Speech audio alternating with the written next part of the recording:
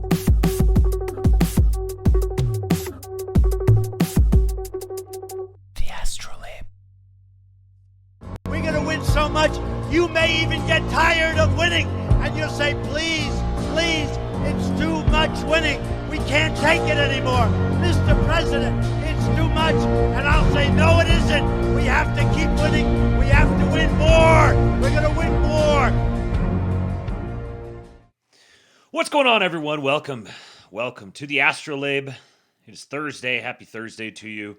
No, this is not going to be an afternoon show. It'll just occasionally. Some weeks it will fail into the afternoon. But the intent is for it to be a morning show. Oh, I forgot to reset the tip goal. This one here, I thought I had everything put together for it before. So it would be pretty easy to get everything everything set up and ready to go for the show, but I ended up having to do a lot more research on this one than I expected to. And there was a couple, as I was researching some of the things, it popped in a few other things and it turned into more than I expected. So I actually pushed off some stuff for until tomorrow. Yeah, it's not going to become an afternoon show, but this is so much nicer than it was before, because before it was like, oh, if things take longer than I expect, then it's getting later and later. The white man is back, baby. Tyler, the white man is back. It's over. Trump betrayed us. There is no hope. We need to vote for the Democrats, is what I would say if I were a big dumb retard. What, are you retarded? So I know you're not retarded, but what are you, Down syndrome? The Guinness Book of fucking retards. How about this one too? No offense, but it sounds like some fucking commie gobbledygook. Thank you, Tyler. No kidding, right? No kidding. We're going to talk about Casey Putsch tonight. The absolute faceplant humiliation that Casey Putsch turned out to be, because it turns out that I actually underestimated his potential. So there's actually some really good white pills contained within this story, but the fact that his ceiling was so high, it makes where he landed just such a shame. We're going to talk about that toward the back end of the show here. Along with what else did I have in here? I've got a bunch of Spencer Pratt stuff, because like the Spencer Pratt thing is really sitting on my mind right now. But I'm guessing it's probably the show's going to stretch out long enough today that I'll just save the Spencer Pratt stuff for tomorrow. But we will definitely get a little bit of John Tent in here at the back end of the show. We got kind of an inside look at what happened with the whole Casey Putsch thing. So we'll talk about that. But also, I told you guys yesterday that today was going to be the day that we would talk about what happened in Indiana, because this is a BFD. There's much that can be gleaned from what happened there, about the state of electoral politics in the country. It's kind of like taking a temperature is like a thermometer check, and so there's a lot to be taken from that. And then before all of that, I wanted to set all of that up with it's kind of a rapid fire here of new justice related things that are happening. We'll get a little bit about deportations in here. But Trump's new counterterrorism strategy with Sebastian Gorka, this is something of particular amusement to me. We've got a Democratic congresswoman just basically straight up admitting to treason, just publicly, proudly admitting to blatant treason. And then we got some more DOJ action regarding elections. We've got multiple different civil rights investigations being opened up. And these are the good types of civil rights investigations. And then what was the other thing? Oh, we've got some big. there's a trend developing here of the targeting of black Democrats. I don't necessarily think that it's intentional. It just, when you start prosecuting crime and fraud and you try to purge the Democrat Party, you're going to wind up landing on a bunch of old wealthy black people. So a whole bunch of stuff, whole bunch of stuff to get through here today. I just looked over at the Telegram channel and I see more people in the chat complaining about not getting notifications. There's a very easy solution. If you're not getting notifications when I'm going live, there's a very, very easy solution. t.me/kingpilled. You've got to have the Telegram app on your phone. If you don't, just download the app.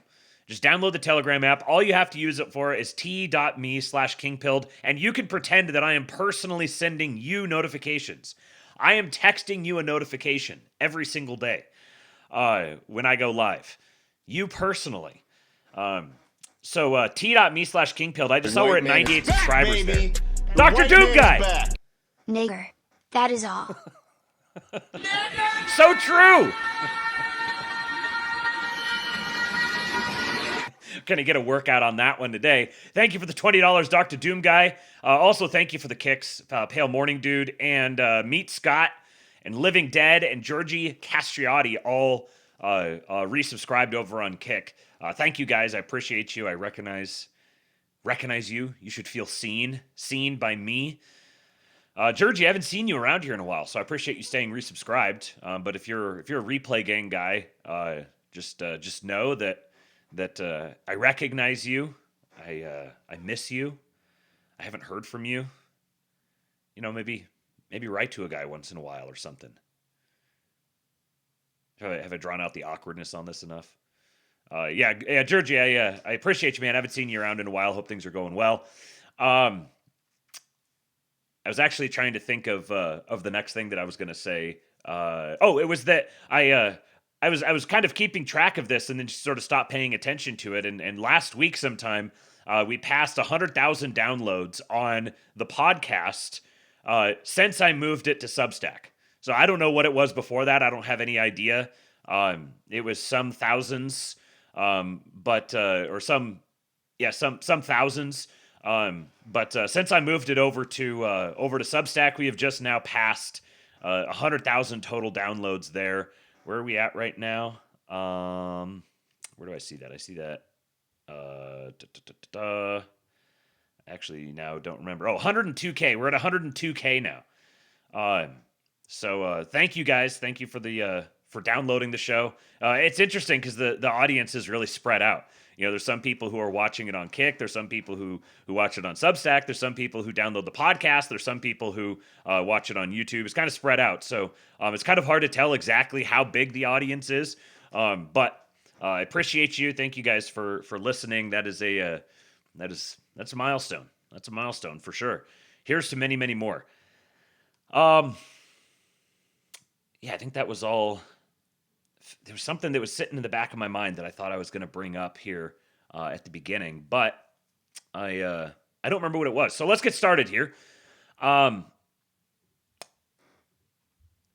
This is wild. So we have a screenshot here of a conversation on what looks like is that Instagram? Instagram Messenger or Facebook Messenger?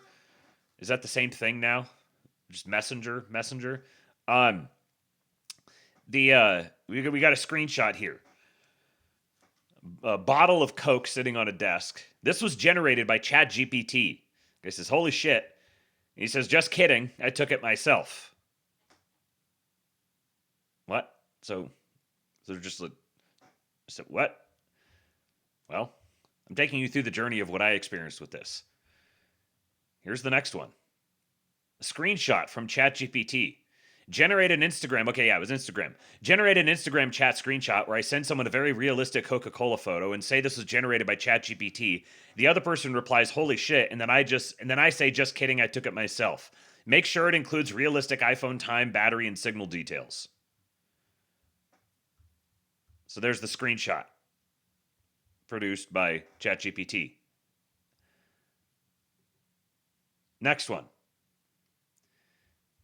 A screenshot.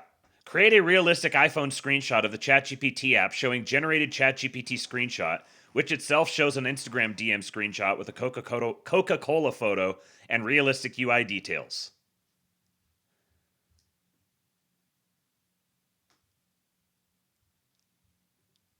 And then the last one. Where is it? Here, this one here. Even this was generated by ChatGPT too. This is from the ChatGPT subreddit. Now here's the thing. Maybe this whole thing was just faked. Maybe this was not actually... Who knows what of this was actually done with ChatGPT. Maybe none of it was done with ChatGPT. Maybe all of this was done just with like regular photo editing. But there's no way to know. No way to know whatsoever. It's literally possible now. It is possible to go on the internet and tell lies in ways that were previously incomprehensible. Just something to keep in the back of your mind when you're watching things happen. You have to retain a higher sense for, is literally all of this fake than you ever had to before. Money. Dave! Good morning, Labes. If you start by 10 a.m. EST tomorrow, I'll match up to $200 to make sure there is a drawing. Dave the Patriot. If I start by 10 a.m. EST tomorrow, I'll match up to $200 to make sure there is a drawing. That actually should be doable. That should be pretty easy because I know exactly what I'm going to talk about tomorrow. And it'll be pretty, I don't have to do much research with it. So it'll be pretty easy to get set up. So tomorrow, Dave says he will match up to $200, the absolute patriot, to ensure that there is a drawing. Of course, the drawing, you have to hit the tip goal. If you guys hit the tip goal, $400 on a given day, then we will do a drawing. Go to form.kingpill.com to sign up for it. Thank you, Dave. Appreciate you. There's that $29 alert. Let me play that one more time. The perfect gift. Money. Eastwood spotted. Yeah. So as I was saying, like there's like that little part in the back of your mind that you have to consult every once in a while on something that is like, is this real or is this literally entirely fake? You're measuring like the realness of it, and there's like a certain spectrum of things that you're like, well, this clearly couldn't be fake. This clearly has to be real. That threshold is moving, and it's moving very, very quickly. The things that could conceivably be entirely fake are growing. The list of things is getting longer and longer. And the more time goes on, the more it's like you could create a fake thing, and if that fake thing passes and is believable, then you can create another fake thing on top of it. And then you can create another fake thing on top of that.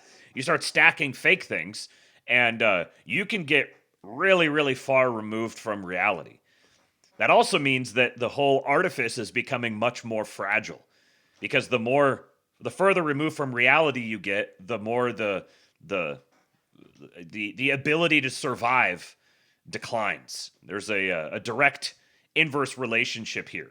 The survivability of whatever that thesis or that worldview or that belief or that historical record or whatever, the survivability of that is directly inversely proportional to how many fake things you get stacked up. So there is a white pill in that eventually the fake things are going to come crumbling down. Eventually they're going to fall. It's just a matter of time. So you don't have to that has to be factored in when you're considering how existential of a risk is this to me. And I know I'm kind of getting abstract here, but these are just the thoughts that are coming out as I'm thinking about this. The as you're evaluating, is this something worth completely lighting my hair on fire? Like, just because you identify that there's this huge artifice of fake things stacked upon fake things stacked upon more fake things, like just because you identified that that's there, doesn't mean that now all of a sudden you need to like freak out and inject HRT and lose your mind. You know that eventually it's going to come down. There's no possible way that it's going to take over and persist for the rest of forever of all time. And, you know, there's just, you're measuring how is this going to affect me? How is this going to affect the people that I love? And to what extent do I have responsibility or the capacity to start tearing down that pile of fake things?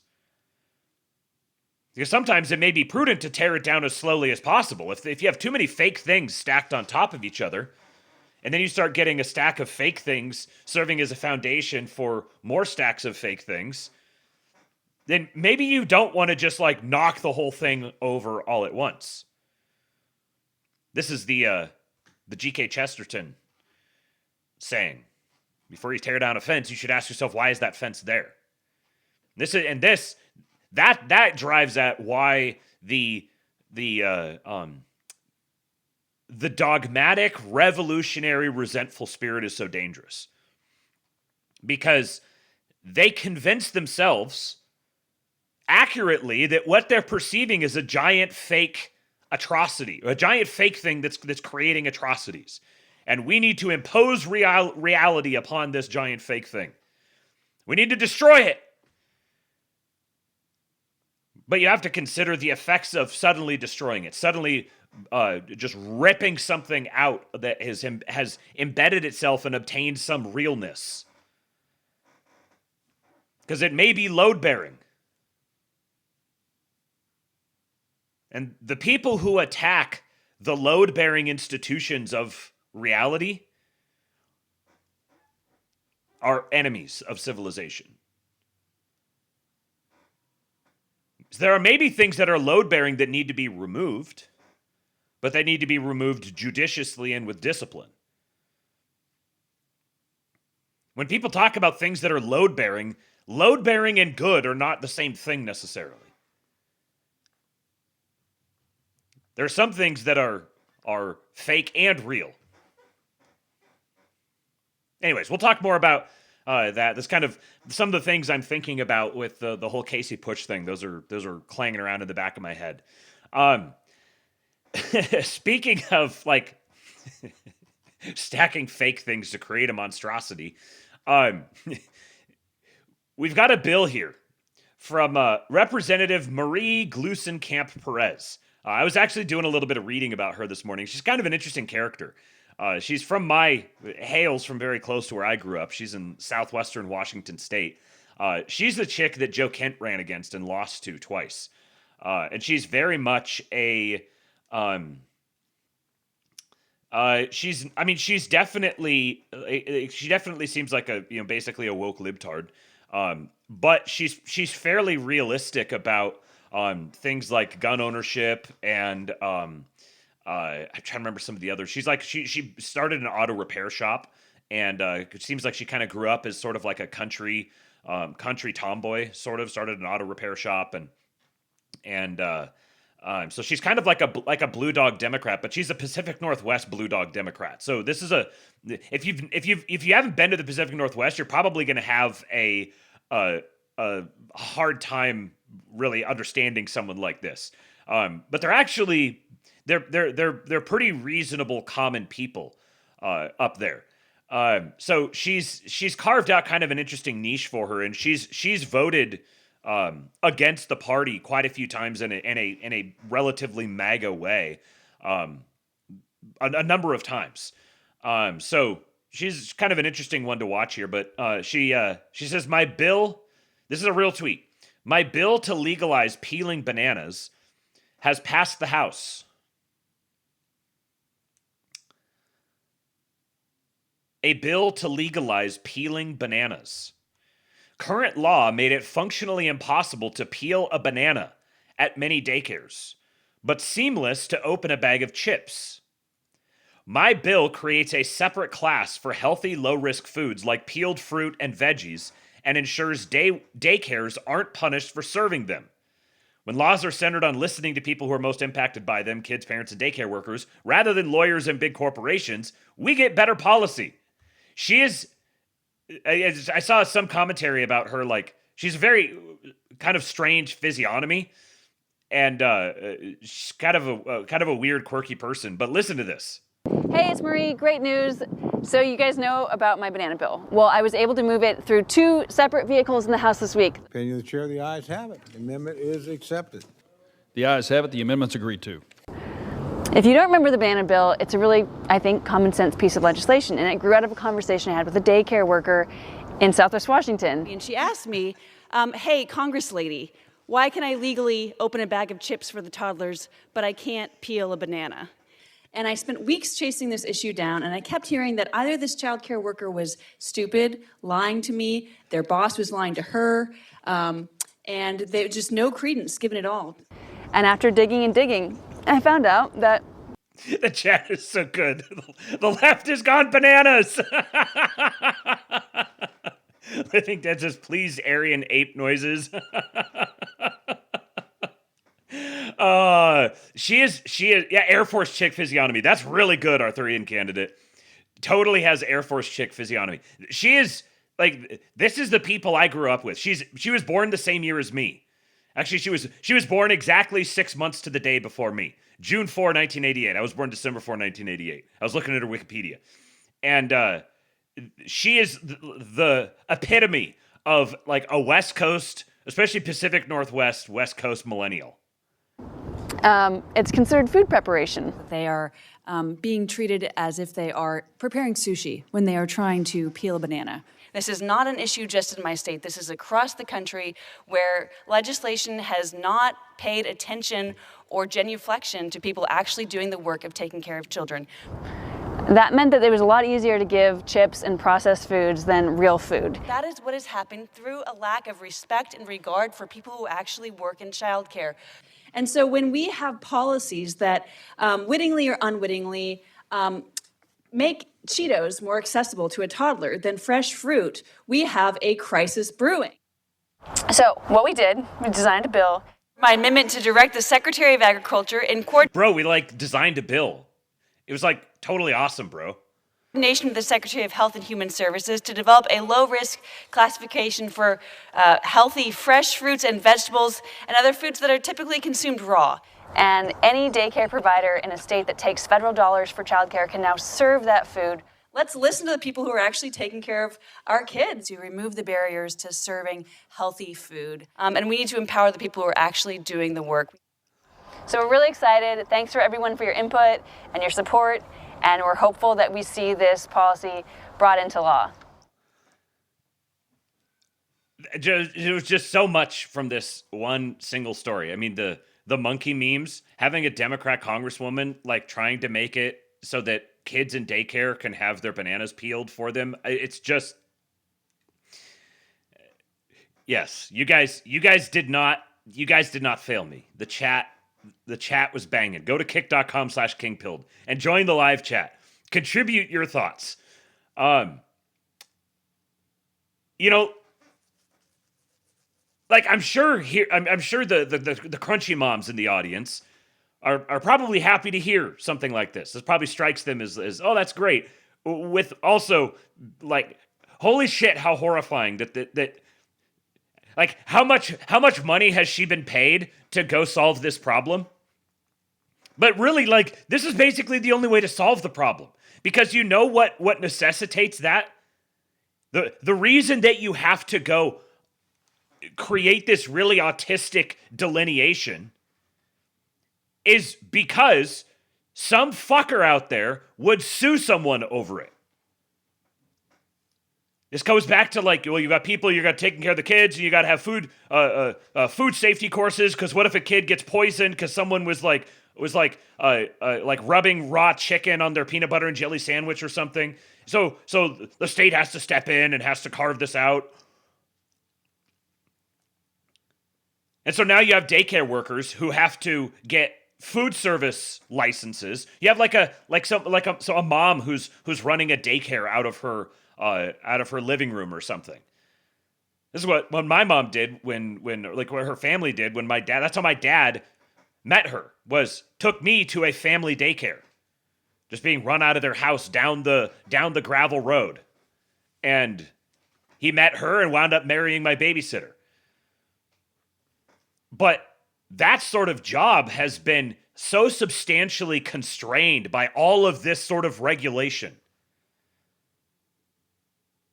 If you just want to run a daycare out of your house, you have to go get like licensed and permitted. You have to get like a food service license, and then you have to have like state inspectors come in and like check to make sure you've got the right sort of like a sink and their fridge, and all the stuff has to be all according to regulation.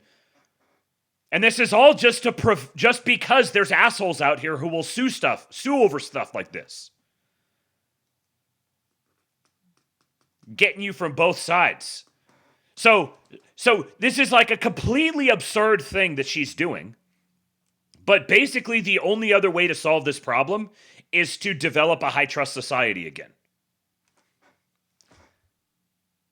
So there's an inevitability to this. There's a staying power to the system that in order to get because the goal is get the good outcome here. Like, how do we remove the hurdles from getting the good outcome? Ignore all the ideology and all of the big meta picture and everything. Just look at this one single issue. The issue is that there's a huge incentive for parents to just send chips in the lunch with the kids, or for the daycare workers to provide chips to the kids for lunch, versus fresh fruits and vegetables. Parents can't even send the fresh fruits and vegetables with them because they can't even peel the banana because it's food prep. So you can look at this issue and you can be like, oh, this means we need to overthrow the state and nuke Israel and pull down the moon and crash it onto India. Or you could be like, why don't you just go fucking get a bill passed to get a carve out for it? And we're going to pay our representative for 8 months or whatever that it takes her to go autistically through the whole step of the process, every single step, and hammer this whole thing out. And now daycares can fucking peel the bananas that the kids' parents send with them. You have to get that outcome. You have to get that positive outcome. And sometimes in order to get that positive outcome, you're just going to have to work within the system as it is. No matter how fucking absurd it is. No matter how completely brainless it seems. Oh, what do you mean you're just going to go there, see, this is why Congress sucks and we just need to ban Congress and... Okay, great. Now how are we going to solve this problem right here? Ban Congress doesn't solve this problem.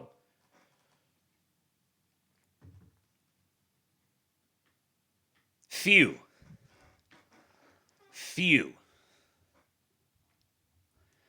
New York Magazine. A white male New York Times employee filed a complaint with the Equal Employment Opportunity Commission, alleging the paper had discriminated against him by not giving him a promotion because he is a white male. On Tuesday, the EEOC, now controlled by a Trump appointee who has vowed to help wage the president's war against DEI culture, filed a civil rights lawsuit against the Times, arguing that the paper's efforts to satisfy its diversity goals amounted to, quote, unlawful employment practices. Yeah, Trump's not doing anything, guys. No, it's just an agency of the federal government is suing the New York Times, the fucking New York Times, for discriminating against white people. The paper itself was first to break the news of the suit, but did not name the employee who made the complaint. Reporters at the paper have been scrambling to figure out the employee's identity, driven in part by bafflement that one of their own colleagues would sell out the paper to the administration, which has used tools of the federal government to attack the press. The fucking New York Times reporters are scrambling, trying to figure out which one of them betrayed them, knowing that the gaze of Trump was about to turn and focus on them and begin boring holes through them. This has been a kind of a shit show behind the scenes, people trying to figure out who the aggrieved person is, said another Times staffer. The release of the complaint on Tuesday narrowed the speculation to Bryant Rousseau, a senior editor and producer on the Times International desk who has been with the paper for more than a decade. Say a prayer for this man. This man is going to need Secret Service protection. Mr. President, if it truly is Bryant Rousseau, maybe even if it isn't, especially if it isn't actually Bryant Rousseau, but he's the one that people have decided is the one, please just maybe assign a small detail to the man. Because what a patriot, first of all.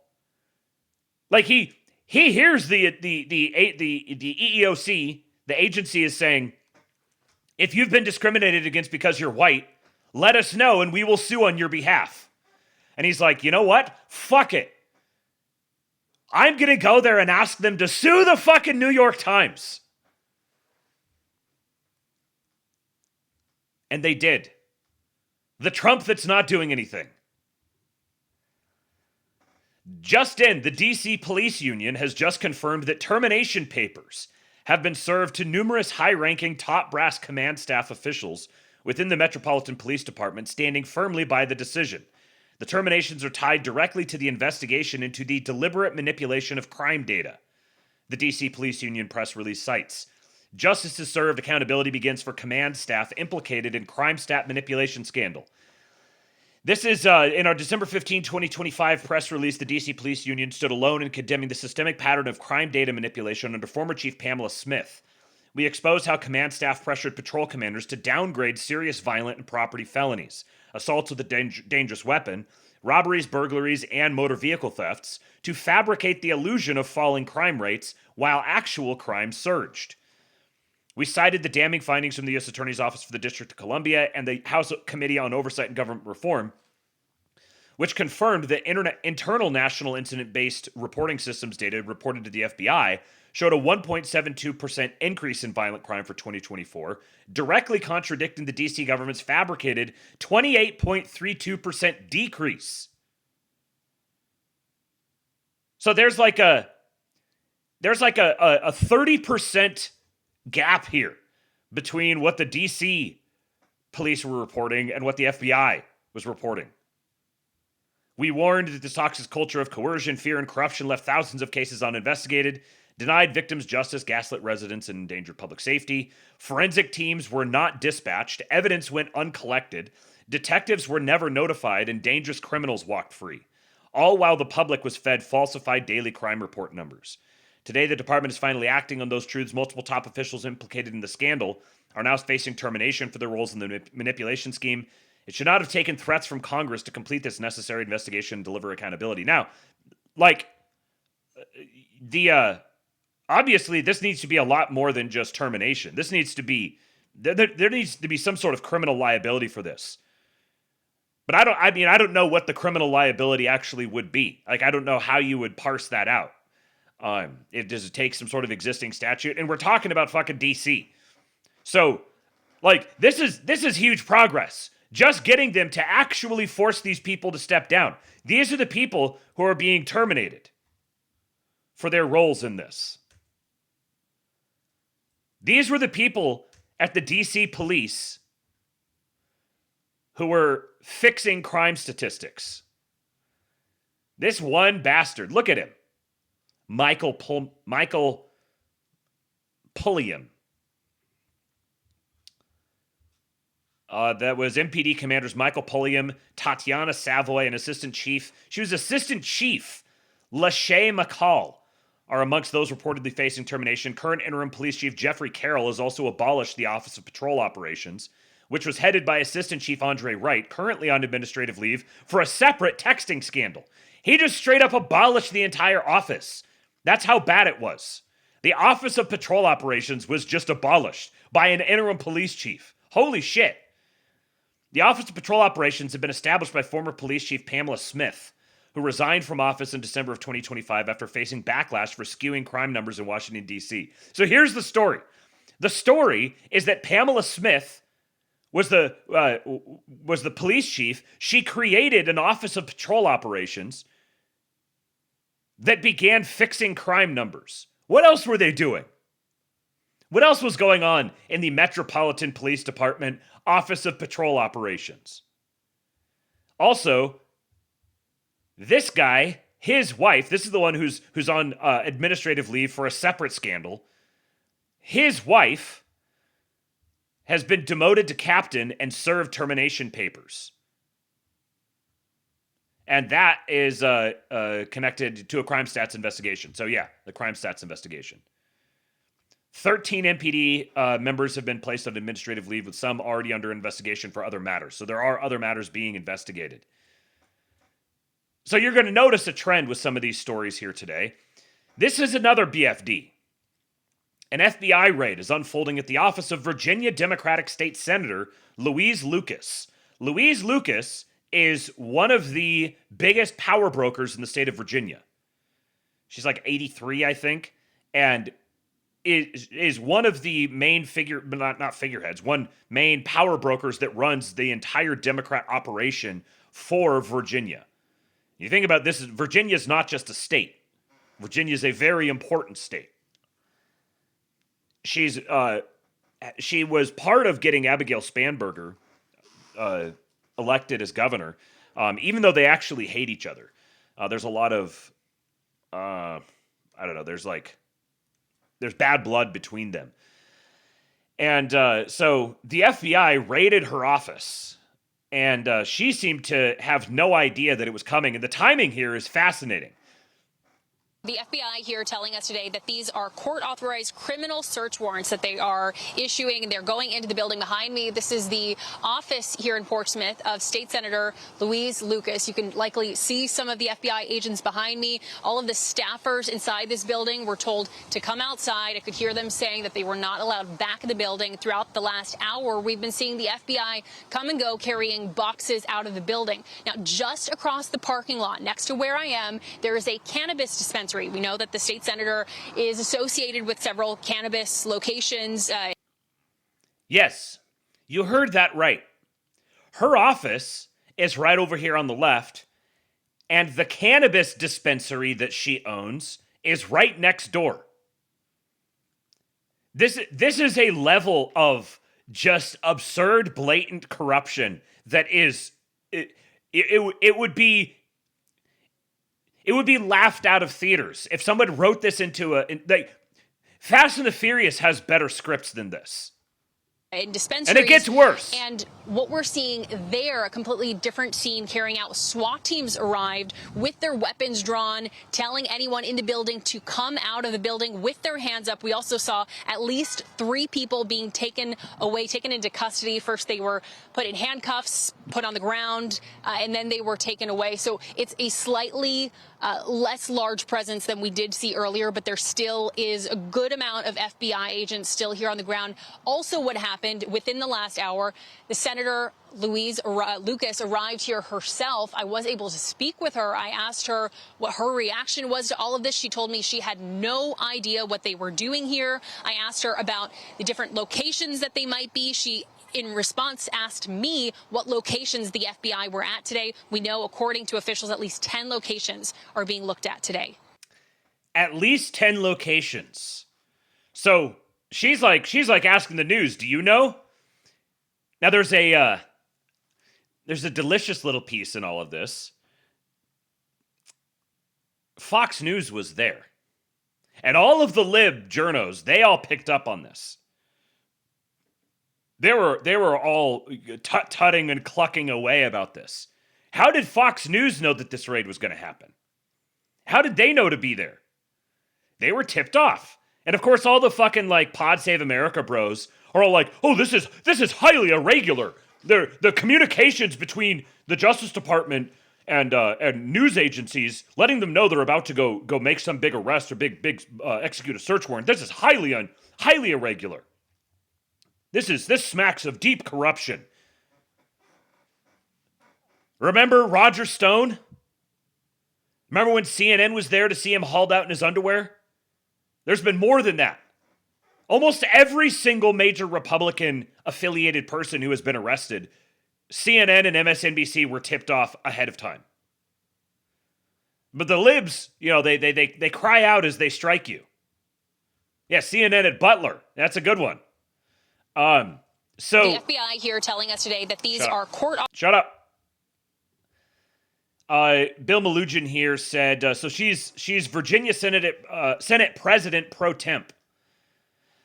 And FBI serving multiple search warrants approved by a federal judge at her office and a next-door cannabis dispensary. So you've got whatever it is, it's heavy enough that a federal judge is willing to sign off on the FBI executing search warrants on like basically the top Democrat in Virginia. Earlier this year, Lucas suggested that Virginia Senators Tim Kaine and Mark Warner are cucks as she pushed for the 10-1 VA Dem redistricting plan. She was the one driving the bus on the redistricting. She said, I have the utmost respect for Senator Kaine and Senator Warner, but we do not need coaching on redistricting coming from a cuck chair in the corner. How about you all stay focused on the fascists in the White House and let us handle redistricting in Virginia, 10-1. She is the absolute epitome stereotype of the like hyper corrupt old black mammy that she's like 85, has been there forever. She was the one driving the bus on the whole redistricting plan. But there's more than just this. There's more than just the cannabis dispensary. Check this out. In addition to co-owning the cannabis outlet, Virginia State Senator Louise Lucas also has ownership in these businesses: the Lucas Lodge, Portsmouth Day Support Program, and Southside Direct Care. Those catch my eye. They are healthcare and disability assistance businesses. Lucas Lodge in particular has a history of serious incidents, including deaths, and the Virginia Department of Behavioral Health and Developmental Services website shows multiple corrective action plans across the past 5 years. In her role as a state senator, she serves on the Education and Health Committee, which oversees behavioral health and developmental services, as well as the Departments of Medical Assistance Services and Health.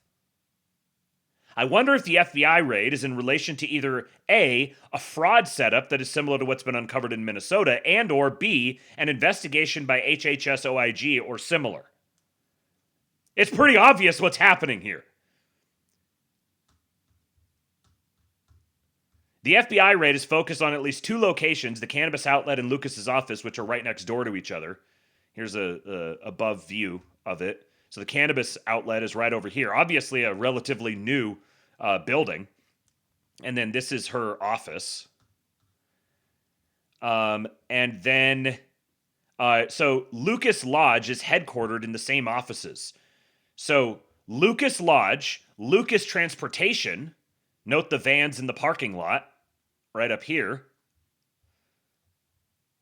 Come on, zoom out. Zoom out. Lucas Lodge, Lucas Transportation, Portsmouth Day Support Program, and Southside Direct Care Provider are all in that same building. Lucas's daughter Lisa arrived at her office and told 10 on Your Side's Andy Fox that she did not know why there was an FBI presence. However, she did confirm it was not related to healthcare. She said, nothing to do with healthcare. I don't know. They're here to search everything. 2 people familiar with the case said the search was related to an investigation opened during the Biden administration that has continued, examining possible corruption and bribery related to marijuana dispensary businesses. FBI agents executed a search warrant at Ms. Lucas's office in a neighboring marijuana dispensary. So it was opened during the Biden administration, and I'm sure that it was shut down. So it was reopened now. I guarantee you this is what happened. So then here's a thread here. Some of this has been added since I opened it.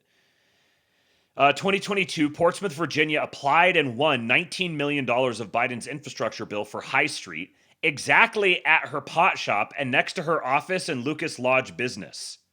The proposal calls the cannabis outlet store/lot vacant or underutilized, despite its 2021 opening.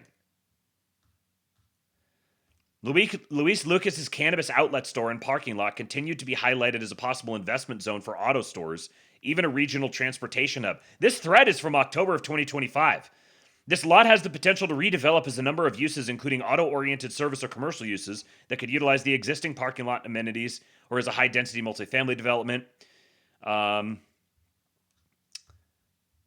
when's this project supposed to be completed? End of 2029.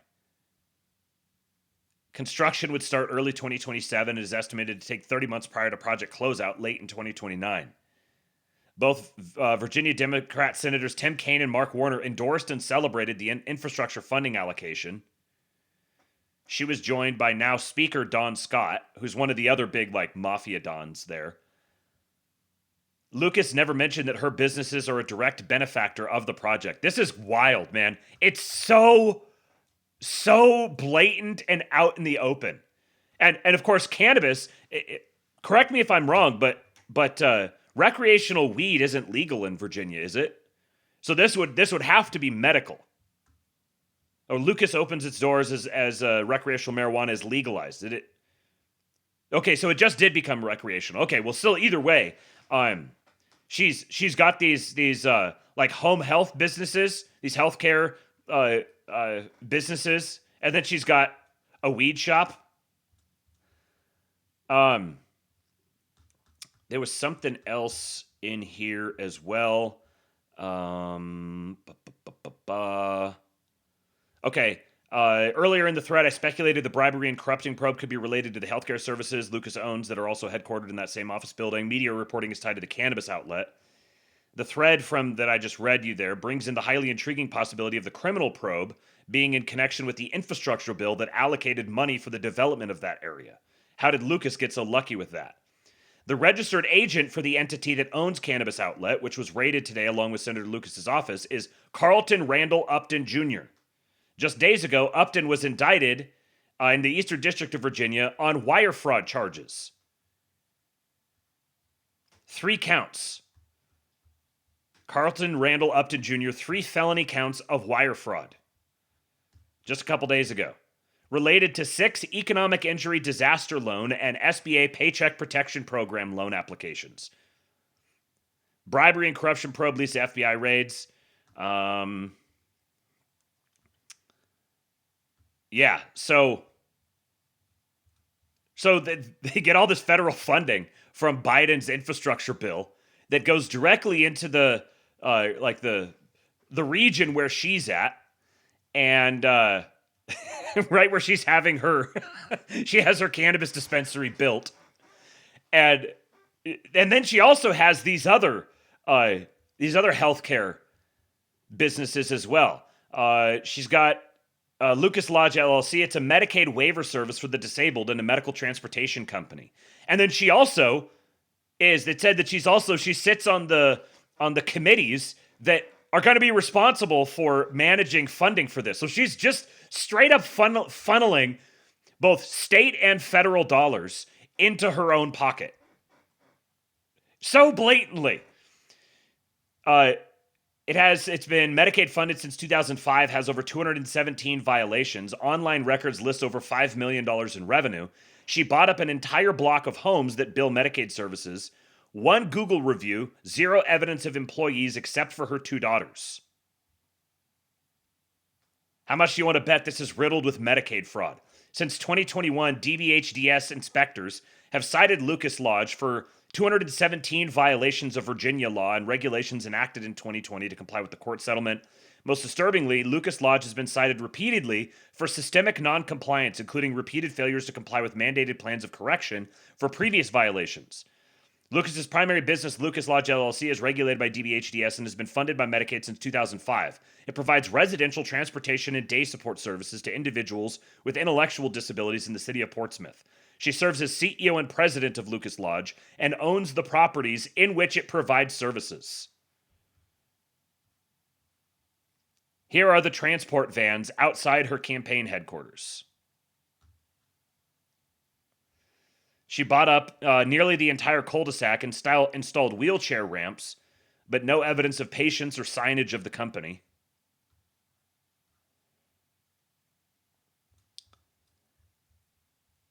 This bitch is screwed. And she's probably, she's one of the most powerful Democrats in Virginia, which makes her one of the most powerful Democrats in the country. And the timing of this, right in the middle of the whole redistricting thing, is very, very interesting. Very interesting. Now, I know that she and Abigail Spanberger, it's good. Go listen to Nick Freitas and Christian Hines talk about this, because Nick Freitas was a member of the Virginia Assembly for a while, and like 10 years or something like that. So he knows all these people personally. And they were talking about how there's like a major point of rivalry between Abigail Spanberger and Luis Lucas. And so this is also possibly an element of this could be intra-Democrat crime, like Democrats selling out other Democrats in like intra-party squabbles. This was a tweet from her, March 30, 2023. She said, Donald Trump just learned no one is above the law. There's always a tweet. There's always a tweet. Donald Trump just learned no one is above the law. She's very sassy. Very sassy on Twitter. Playing into her character a lot. Patriot Spotted, Pub Wanghalf said, I don't know about all that, but anyways, here's Trump singing Blinding Lights. Maybe you can show me how to love. Maybe I'm going through withdrawals. You don't even have to do too much. You can turn me on with just a touch. Baby, I'm going since city's home and empty. No one's around to judge me. I can't see clearly when you're gone. I said, I'm blinded by the lights. No, I can't sleep until I feel your touch. I said, I'm drowning in the night. We're not like this. You're the one I trust. Hey, hey, hey.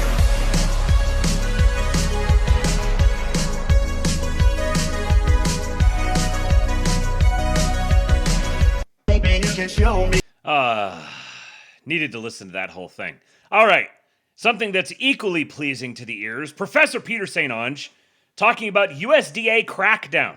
Scammers and fraudsters everywhere. Thank you, Mr. President, for attacking all of the fraudsters. Food stamp fraud is plunging, with 4.5 million scammers losing SNAP benefits since last July. That's the good news. The bad news is there's another 30 million who are either scamming the system or should not be getting free groceries on your dime in the first place. Not least because 70% of SNAP recipients are obese. Nothing says food insecurity like being 300 pounds. These freeloaders include, according to a recent tally, 14,000 SNAP beneficiaries who own luxury cars, including Ferraris and Bentleys, because nothing else says food insecurity like choosing between a Ferrari and a Bentley. The numbers come from USDA, who tallies up eliminations since tighter work requirements, tighter citizenship rules, and tighter fraud audits in last year's Big Beautiful Bill. The new rules say anybody 18 to 64 has to show 20 hours a week of work, volunteerism, or school to remain eligible. You need to be a citizen or green card holder, no more of Biden's humanitarian parolees munching on your paycheck.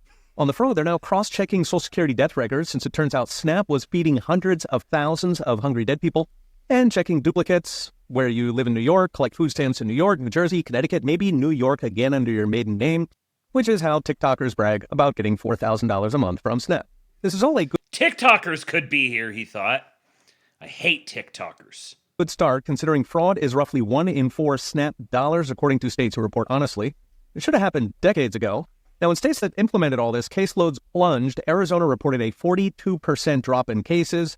Georgia and Florida dropped 500,000 each. Alas, 19 blue states, where most of the fraud happens, sued to block the rules, since welfare recipients are the Democrat base. Cash for votes is their mother's milk. Moreover, fraud and work rules are just half the battle. This is not including billions going to illegals.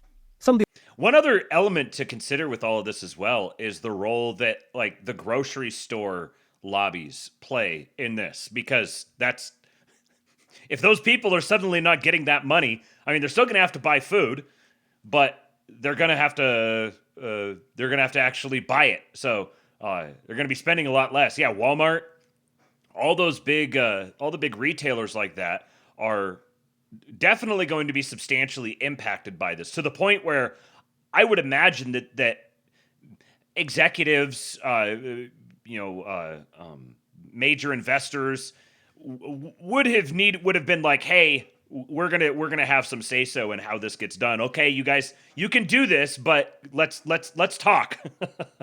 The old-fashioned way with stolen Social Security numbers, but most when the anchor baby delivers the entire welfare suite to the whole extended family.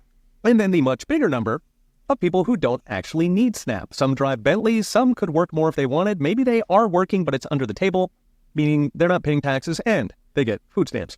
To estimate these, we can just look at historical numbers. So 25 years ago in Massachusetts, just 3.5% of residents were on food stamps. Today, that's 15.4%. 15.4%. Holy crap. That's the food stamps were almost like a new currency that's been in circulation, where the food stamps themselves are being bought and sold, and they pass through a number of different hands before they're ever actually used. So it was almost like a sub-currency. Now, given people are not actually starving on the street in Boston in 2001, that suggests 80% of recipients are cashing stamps they do not need. So how did it get so bad? Because Democrats spent 60 years trying to enroll as many people as possible, using recessions to suspend rules. This drove food stamps from 3 million in 1969 to 26 million by 2007, at which point Obama used the 2008 crisis to nearly double it to 45 million by the time he left office, which was 7 years after the crisis. The Trump boom and tighter rules got that down, but COVID jacked it right back up since they were giving food stamps out like candy. So it's next brought to you by The Bitcoin Way. SNAP is a $100 billion mess, but extrapolate across all welfare, and it's closer to $1 trillion a year going to fraud and freeloaders. Enough to exempt 90% of Americans from income tax, everything up to $100,000. Now, work rules and cross-checks are a great start. Much better is shut SNAP entirely, return to the days when churches and actual charities fed the genuinely hungry, while the scammers and frauds had to get a job. Follow for daily videos. Okay, we'll be watching. See you next time. Very interesting suggestion here from Tyler. He said it'd be interesting if the way food stamps worked was that it was on the grocery stores and other food places to give the food for free, but then they could take it as a tax break. That's a fascinating proposal.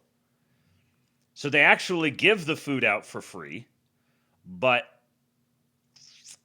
yeah. So then the stores would probably have to impose some kind of a limit on what could be taken. Maybe there's like that'd be really interesting, thinking about what sort of incentives would you create there. You'd have to have a limitation probably on the amount of food that a single person could get in a given visit. So then you have to be able to track them. Digital ID, here we go. But see, there you go. There's a potential benefit to having a federal digital ID that is inextricably attached to your person. Give me that mark of the beast. Nobody clipped that.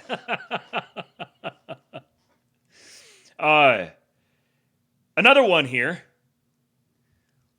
DOJ has opened a federal civil rights investigation into Fairfax County Commonwealth's attorney, Steve Descano, over allegations his office gave preferential treatment to illegal immigrant defendants in plea deals, charging decisions, and sentencing policies.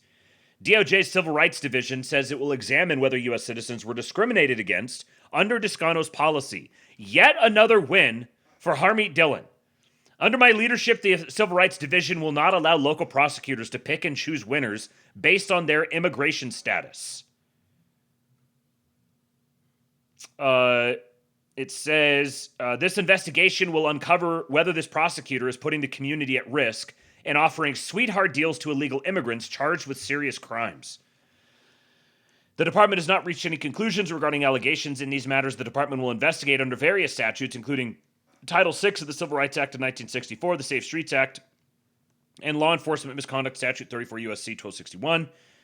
The department has conducted similar investigations where violations have been found, and the resulting settlement agreements have led to important reforms. Boys, Trump has got the DOJ Civil Rights Division investigating federal prosecutors for discriminating against U.S. citizens in letting illegal immigrants get free.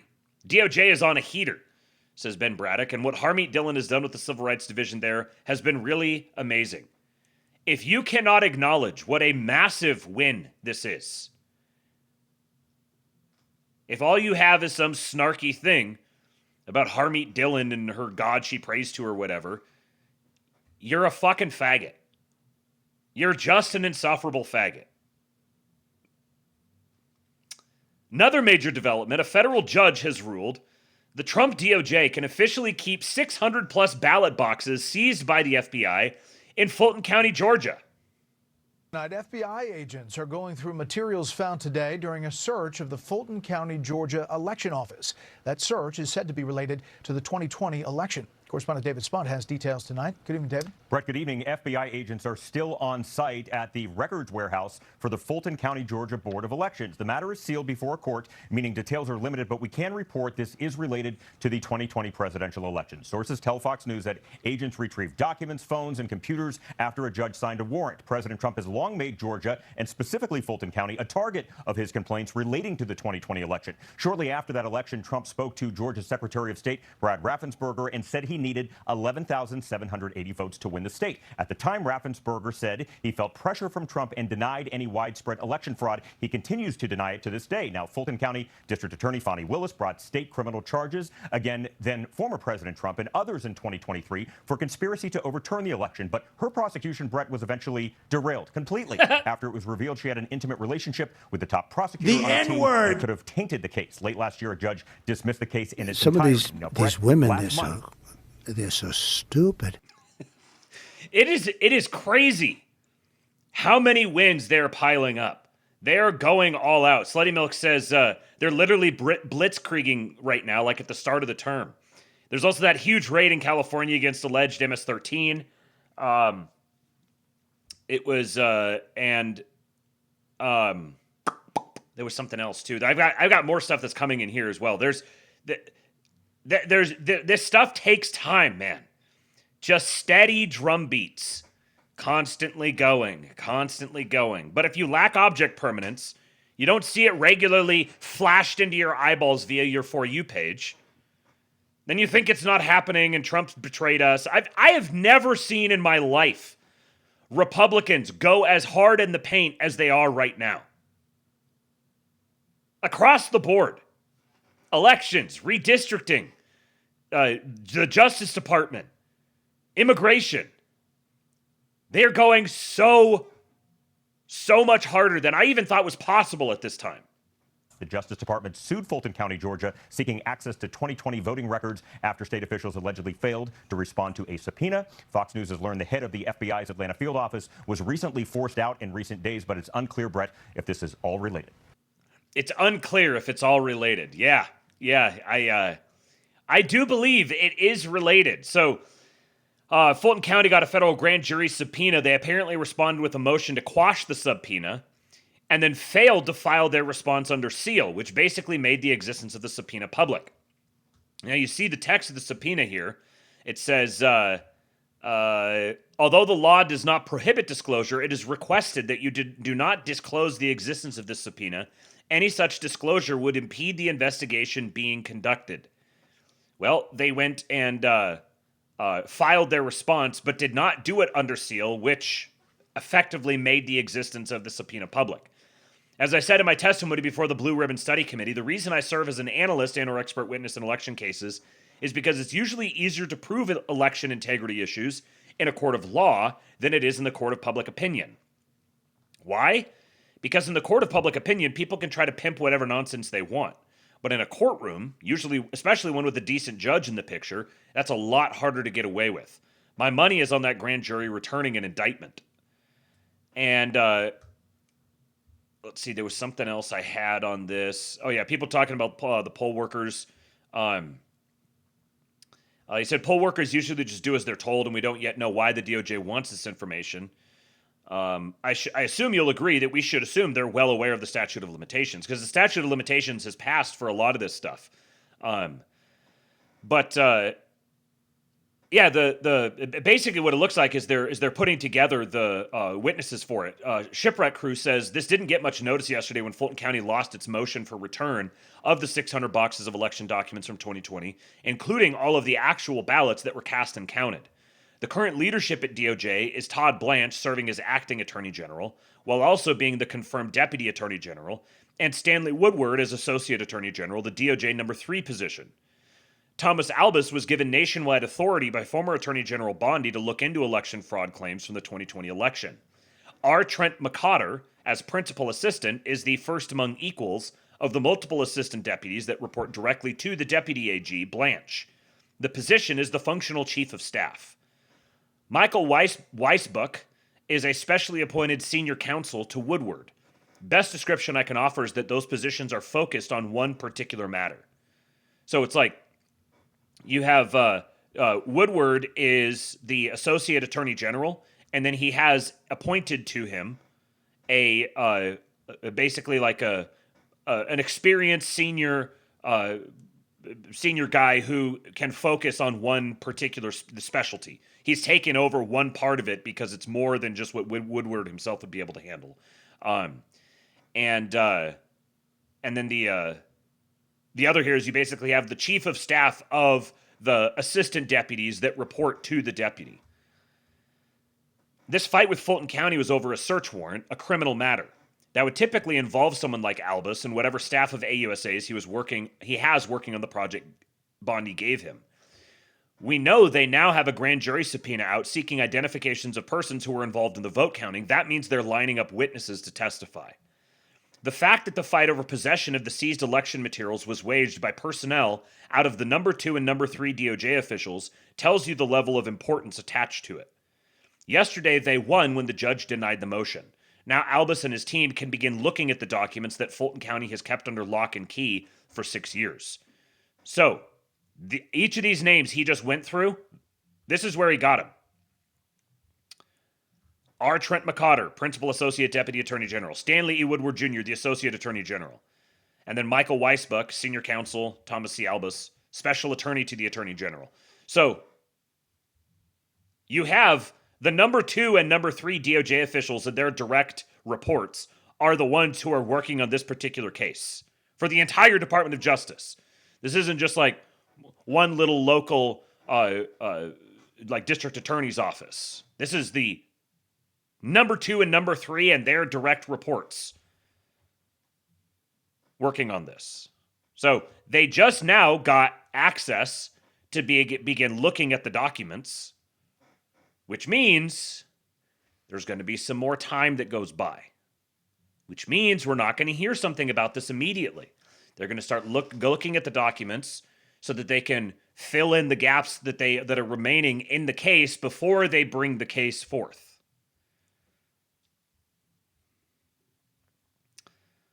Per Secretary Mullen, DHS averaged 3,000 deportations a day over last week. If accurate, this would be more than double the peak daily average back in January of 2026. We'll know more when official numbers come out, but it sounds like deportations are still full steam ahead. So we've got a video here of Scott Jennings talking to the new head of DHS, Mark Wayne Mullen.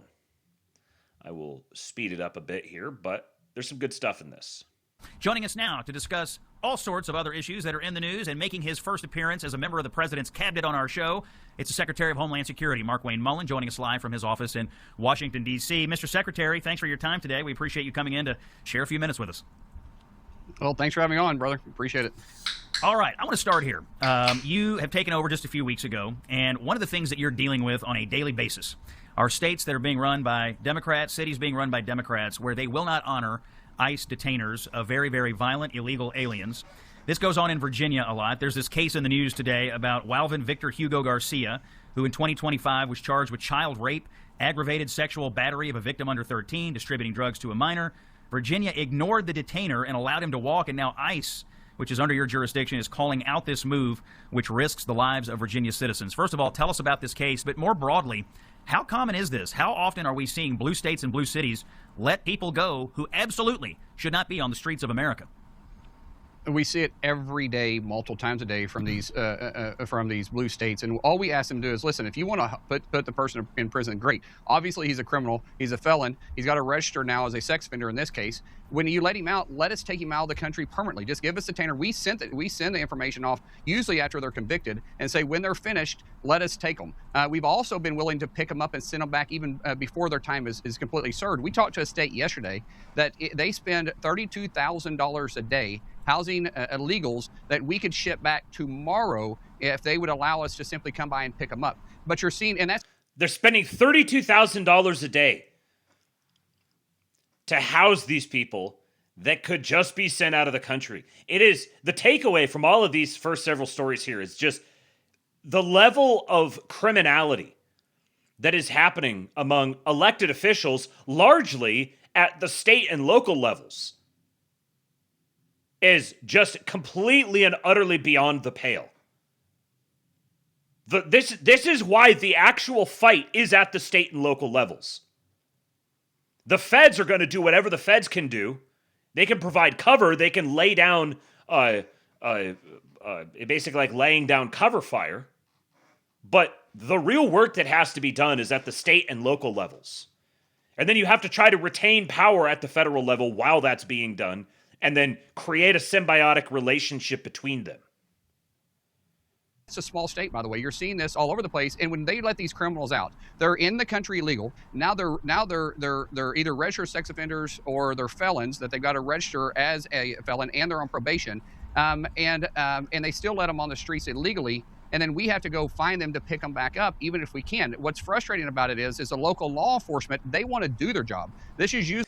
A felon, sex offender, illegal, being let out onto the streets. And this is guillotine level stuff. Usually coming down directly from the governor or from some George Soros prosecuting attorney that has decided that they're going to release the individual, or even a judge. And unfortunately, Jennings, there's nothing we can do. We have to sit here and just shake our head. And on some of the worst of the worst, what we do is we let them get released. We follow them for a little bit, and then we pick them right back up and put them in detention. Yeah, it's mind-boggling to me why this is happening. How much of your day, by the way, do you have to spend on the phone with governors and mayors like this who just simply can't be persuaded? I mean, I assume you're calling them up and saying, you know, you absolutely don't want this particular person terrorizing your own citizens. I yes, they do. Boxed in by their own radical political base to the point where they're willing to let illegal alien murderers and rapists out onto the street. Is that just the politics, and how maddening is it for you as the secretary to... They do actually want that. They do want their people to be terrorized like that. Deal with it. Well, the governors typically won't take my phone calls on these situations. I usually hear from the police chief or the sheriff that gives me a heads up, and then I'll usually turn around and call Todd Lyons or the regional director in the area, ask what's happening with it. When I reach out for the governor, or I reach out to the judge to just say, hey, can you at least honor this, the retainer we've got for the person? 9 times out of 10, the phone call goes unanswered. That's unbelievable to me. We can't even get people to work together with the federal government to protect citizens. With criminals. Mr. Secretary, with criminals. I mean, these are not marginal cases. I mean, we're talking about violent people, and it's not really in dispute. I want to ask you about what's going on. These aren't individuals, and by the way, these aren't individuals that are being charged. These are individuals that's already been found guilty. They've already served their time. We're simply wanting to pick them up out of prison and send them back to the country they came from so we can get them off our streets. Mr. Secretary, I want to ask you about the overall state of the president's deportation agenda. Some people have argued maybe we're not deporting as many people as we were, or we're not as focused on this as we were. I'm not sure that's the case. Set the record straight. How are the deportations going now that you're the Secretary of Homeland Security? Well, thanks for bringing that up. People are, a lot of times in our base, if we're not on the news every day, if it's not bleeding, they don't see us fighting. The truth is we're out there. He's literally saying the same thing. You guys lack object permanence. Just because it's not on your For You page is the equivalent of the boomers. Just because it wasn't shown on CNN, it didn't happen. You're literally just the people who are constantly chimping out about stuff not happening because they're not seeing it, like when they happen to scroll past it, they're neo-boomers. They're the exact same like psychological profile in this respect. The boomers are like, oh, well, I didn't see it on Fox News. I didn't see it on CNN. It must not matter. Or you might get like I didn't read it in the New York Times or the Wall Street Journal or whatever. I didn't see it on my For You page, so it didn't happen.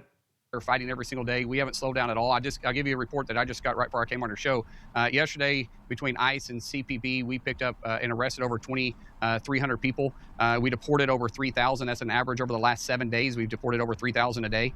We're moving strong. We're just trying to do it in a different approach. I made it very clear when I was sworn into this position that my goal was to remove us, DHS, out of the news every single day. I bet you 98% of the population 14 months ago didn't even know ICE existed. But because all the controversy that's been around it, it's been hindering them from able to do their job. So my job is to turn it down, let people know that regardless if you're in a blue state or you're in a red state, we're there to protect your streets. We're there to get criminals out of your communities. And I'm going to do that because why? We're protecting the homeland. And that's a mission that all of us should be able to get behind and not make it political. I mean, you just saw Karen Bass, the mayor of LA, who's begging us every single day for FEMA grants because of the 2028 Olympics. And yet she spends $250,000 going around putting up ICE is not wanted. This is state property. You cannot be here signs, which means absolutely nothing. We can still be there because we are enforcing federal law, but it's very frustrating to me. But we haven't slowed down. We're working hard. Our officers are working hard. We're trying to bring back morale. In fact, we're trying to hire too, put you through the best training possible. You can come join our department. And by the way, you can do something every single day you can be proud of because you know you're protecting the homeland. Full speed ahead on deportation, sounds like the headline here. Final question for you, Mr. Secretary. It's being reported that 1,300 employees left the TSA. So obviously the big debate here is it better to have visible deportations or invisible deportations? And I think for a while it was good to have visible deportations because you want to kickstart the self-deportation effect, particularly while like the fraud investigations and the shutting down of federal funding, well, all of that is getting spun up. You scare the shit out of people, you move them out, get them going, make everyone well aware of what's happening, and then you be very calm and reasonable. Oh yeah, this is harsh. It's harsh to treat these poor abuelitas like this. We're just going to keep doing it, and you don't have to look at it. You don't have to worry about it. I mean, that's pretty good politics to me. Because there is again, I was saying this yesterday. Just because deportations are like in all the polls, people are like, oh, this is like a 90% issue. Everybody wants illegals out. Everybody wants all the deportations to happen. They ran and won on mass deportations. Yeah, people want them to happen, and they don't want to see it. Because it makes them feel icky. It's yucky. And it also means when they're on the news constantly, daily, all the time, every day, that becomes a big hub, a big draw to pull in all of the protesters, which means the deportations get less efficient because now you need more personnel dedicated to the process. So they're spinning up all of the 287G agreements to obligate all of these different police departments to cooperate with them to become deportation enforcement officers themselves so that they can use the resources that they have in a targeted fashion. Full speed ahead on deportation, sounds like the headline here. Final question for you, Mr. Secretary. It's being reported that 1,300 employees left the TSA because of the Democrat shutdown of DHS, which just ended a few days ago. Is that true? And if so, how long will it take you to replenish the TSA? Or are we going to have to continue to see ICE or other agencies fill in the gaps while you train up new TSA agents? Well, we have FIFA that starts June 11th is our first game. And we have 78 games, which are basically 78 Super Bowls in 39 days in 11 different cities. TSA is responsible for 11 of those games. Just to flex up and be able to be there, we're going to have to bring in CPP. We're going to have to bring in our other agencies that fall underneath DHS to be able to help with being able to process. It takes 4 months to train a TSA agent, and the Democrats have played games 4 times with us in over a year and shut us down. These individuals, it's not like they're raking in a tremendous amount of money. A lot of them are putting some money back, but not very much. They definitely can't go 76 days without payment, and they have to go get another job. And our burn rate typically is about a little over 4%. That means that's what our turnover is typically. We were averaging way over 8%. In fact, it was 8.6%. And we've got to bring that number down, but we've got to restore morale. Some of these individuals I think we can get to come back, but we still have, it still takes us 4 months to put people on the line to teach them their job, what they need to do, and make sure that they keep our airports. And by the way, we do a lot more. TSA does a lot more than just the gates that people see us at. Yeah. We have a lot bigger mission, and we want to make sure we don't fail at that.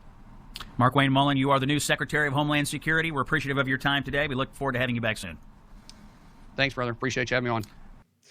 I will admit that I'm going to miss, when I walk through the airport, I'm going to miss seeing Kristi Noem's face up there.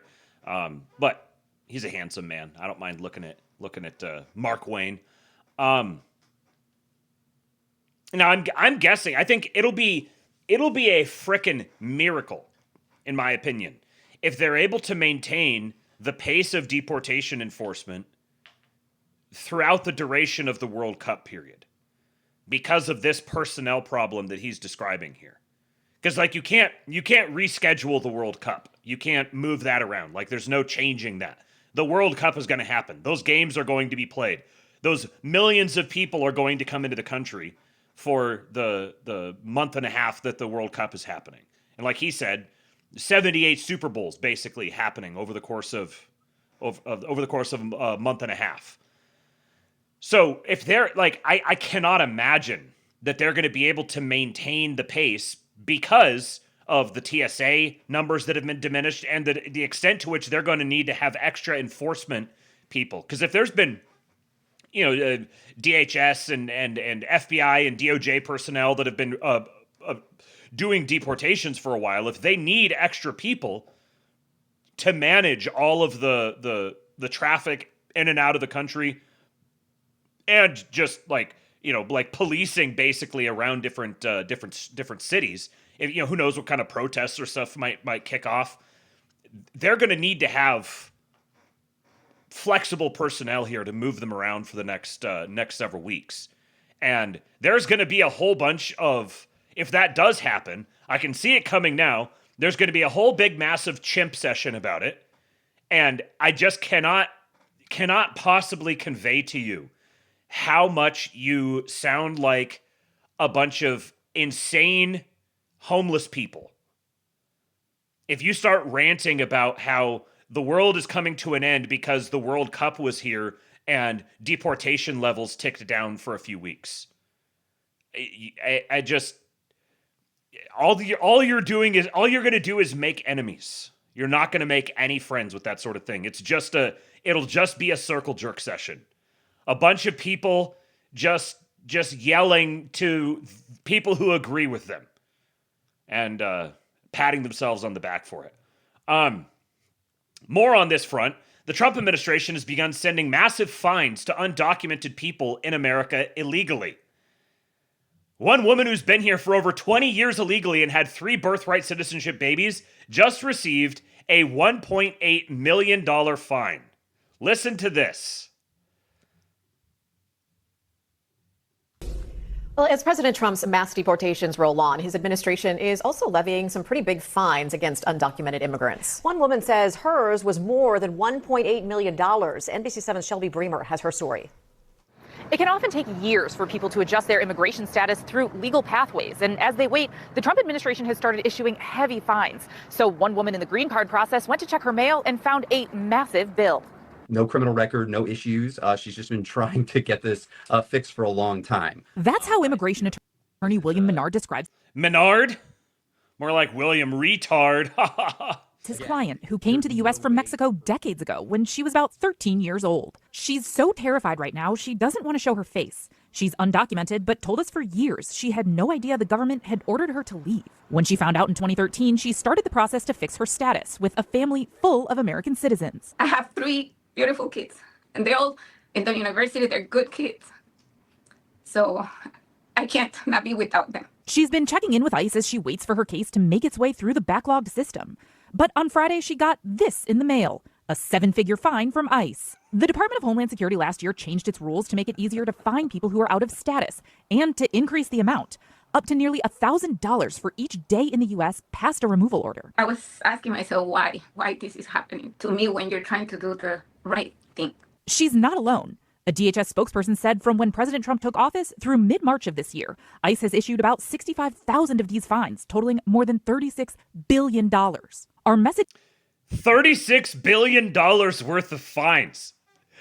You know, if I was an illegal who was just kind of like, maybe I can just kind of stay under the radar, run out the clock, I'm not going to get arrested, just be really, really careful. hold out for a couple of years. Or even if they're like, I've been here for a long time and I'm going to get through it. I'm just, the paperwork is sitting over there on my desk and I haven't gotten to it. And then all of a sudden I get a letter in the mail telling me that I've got a seven, give them a 9-figure fine. They get a 7-figure fine. Ryan Isaac. I have no words. Yeah, man. Sometimes I play some of this stuff on here and I'm like, man, I have to have words about this and I don't have any. It is clear, the agency said in a statement. Illegal aliens in the country illegally should leave now or face consequences. They know that these people can't pay close to $2 million in fines. It's not going to happen. So Two women leave! who received similar fines filed a class action lawsuit last year, arguing it would drive them into ruinous debt. Menard's client cleans houses for a living. Is there any way that you could pay that? No, not at all. She says the U.S. is the only home she's ever known, but she thinks she understands why she got this notice. I think just to scare people and to just push them to report themselves. They want us to leave. Menard says they do plan to appeal that fine as they wait for her paperwork to be processed. As for the class action lawsuit, there's a hearing scheduled in that case for May 13th. From downtown, Shelby Bremer, NBC7. And the letter says anyone who receives a fine has 15 business days to file a written appeal. 15 business days. Remember, they're not doing anything. They've abandoned us. They betrayed us. Mass deportations isn't happening. The Trump admin's new counterterrorism strategy puts cartels, transgender extremism, anti-American ideology, etc., Antifa and Islamists as serious domestic and foreign threats. In effect, this directs the whole U.S. government machine against the armed and mobile parts of the left. This is a really important point. Shout out to Prowler, one of our great Patriot posters. The way that government agencies function is based upon bureaucratic mandates. This can actually be a feature.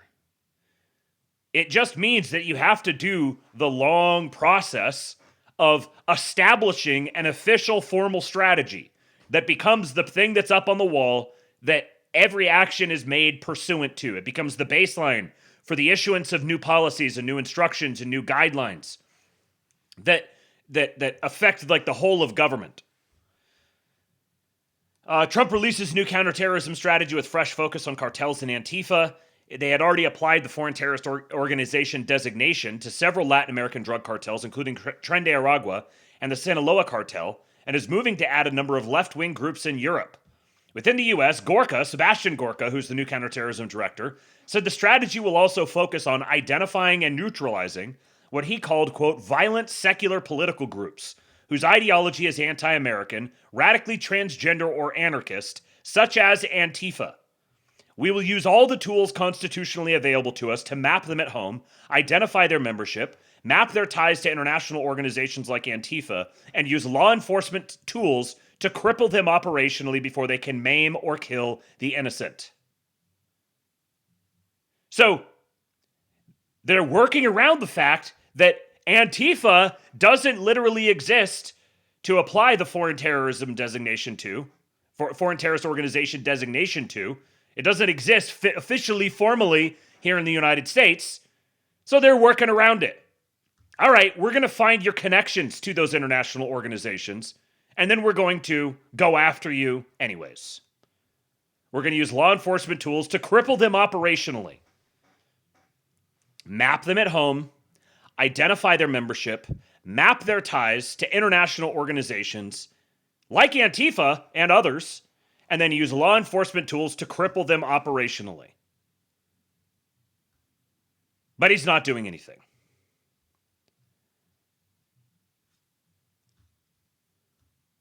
This guy, Hugh Janus, clever fellow, says, "What was Bondi doing, bro? We wasted a whole year with her ass in charge."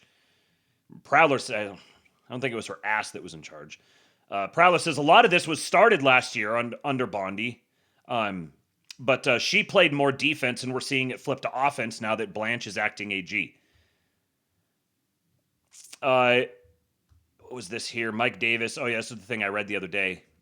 Prowler said, I can corroborate this. Bondi set the DOJ onto immigration in the left, oversaw immigration court turn into deportation court, and won a record streak against hundreds of judges. She may not have been exciting, but she laid useful groundwork to use for the next several years. The only way any of this would have happened would have been because Bondi was laying the groundwork for all of it. And so here's from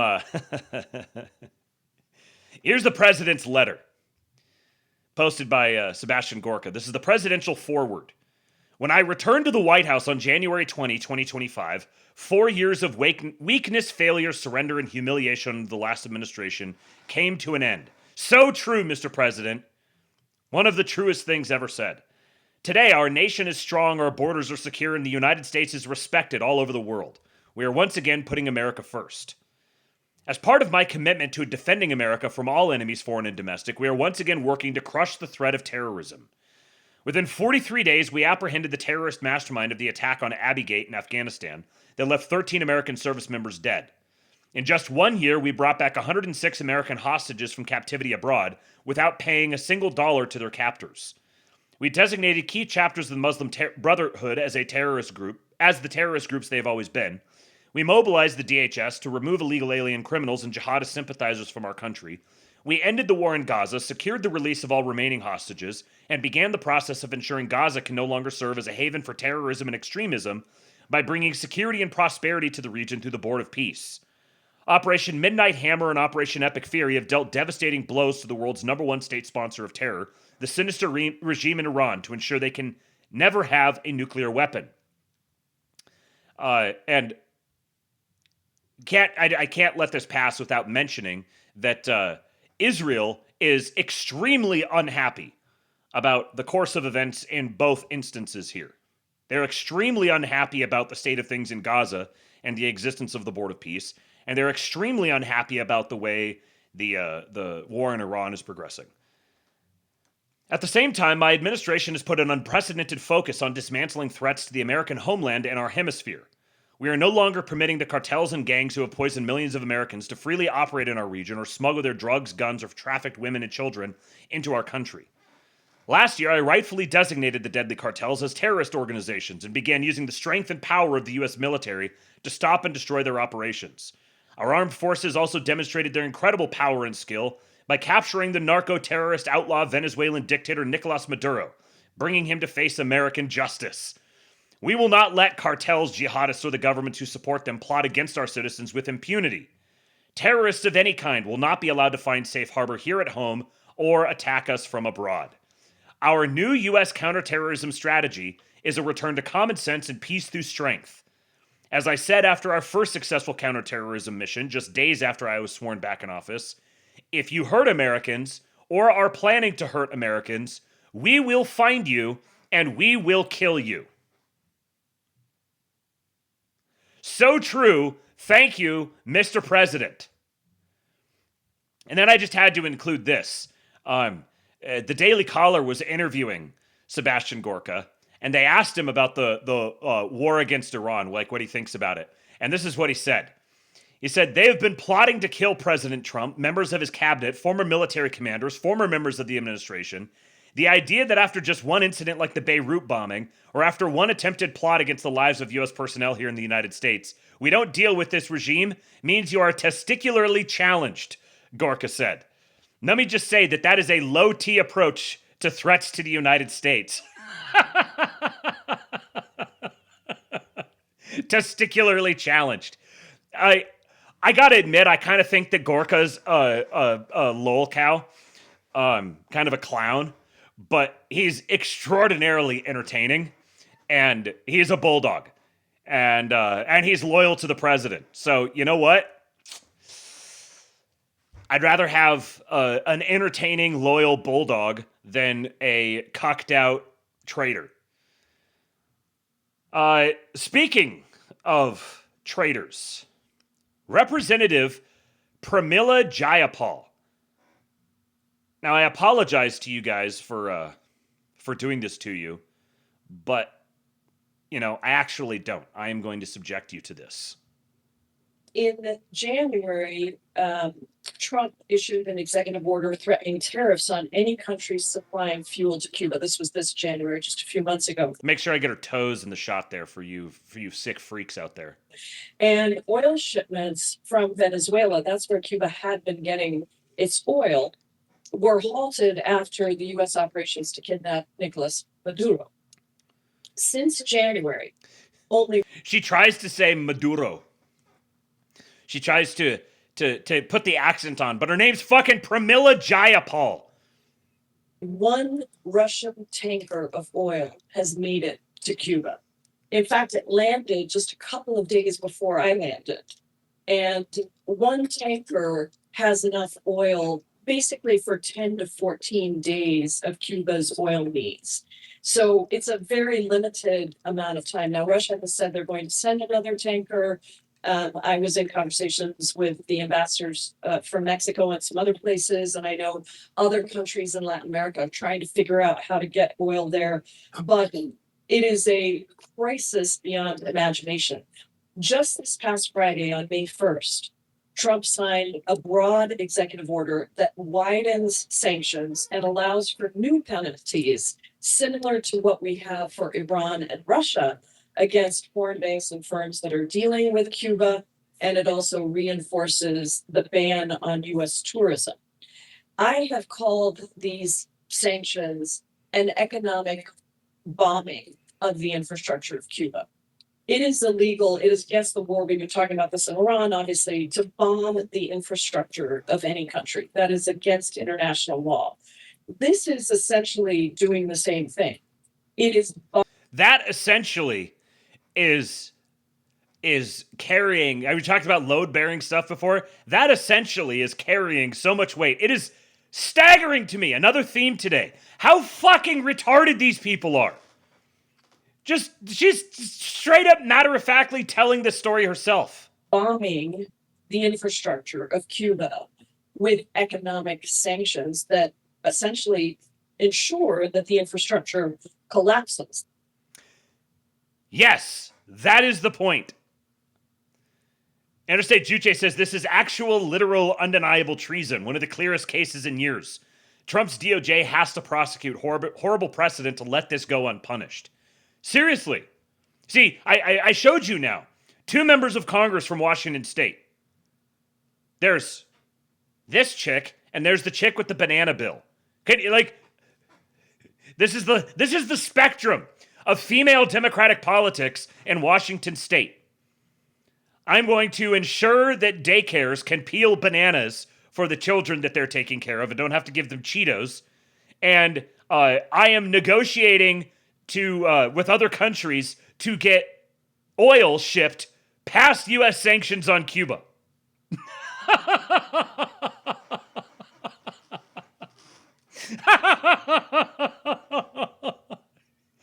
These people are something else, man. All right, so let's talk about what's happening in Indiana. My president's going rhino hunting. State senators who defied him and helped defeat his redistricting effort there last year. Let's get right to CNN's Jeff Zeleny for the latest on what you are hearing and where things stand right now. Well, John, President Trump has been seeking revenge, and tonight he is getting it. He has had a successful effort. My president is getting revenge. In at least 3 of the Indiana State Senate primary races, and one of the Trump challengers has failed. So right now the scorecard that the White House is watching very carefully is 3-1, and the Trump-backed candidates is leading in the other 2. What are we talking about here? Why are we talking about the Indiana State Senate? Because the senators, the Republicans who have served for nearly 20 years, each one of them who lost, voted against the president's redistricting plan last Rhino senators who had been there for more than 20 years. December. They said that they did not believe it was appropriate to redraw those maps.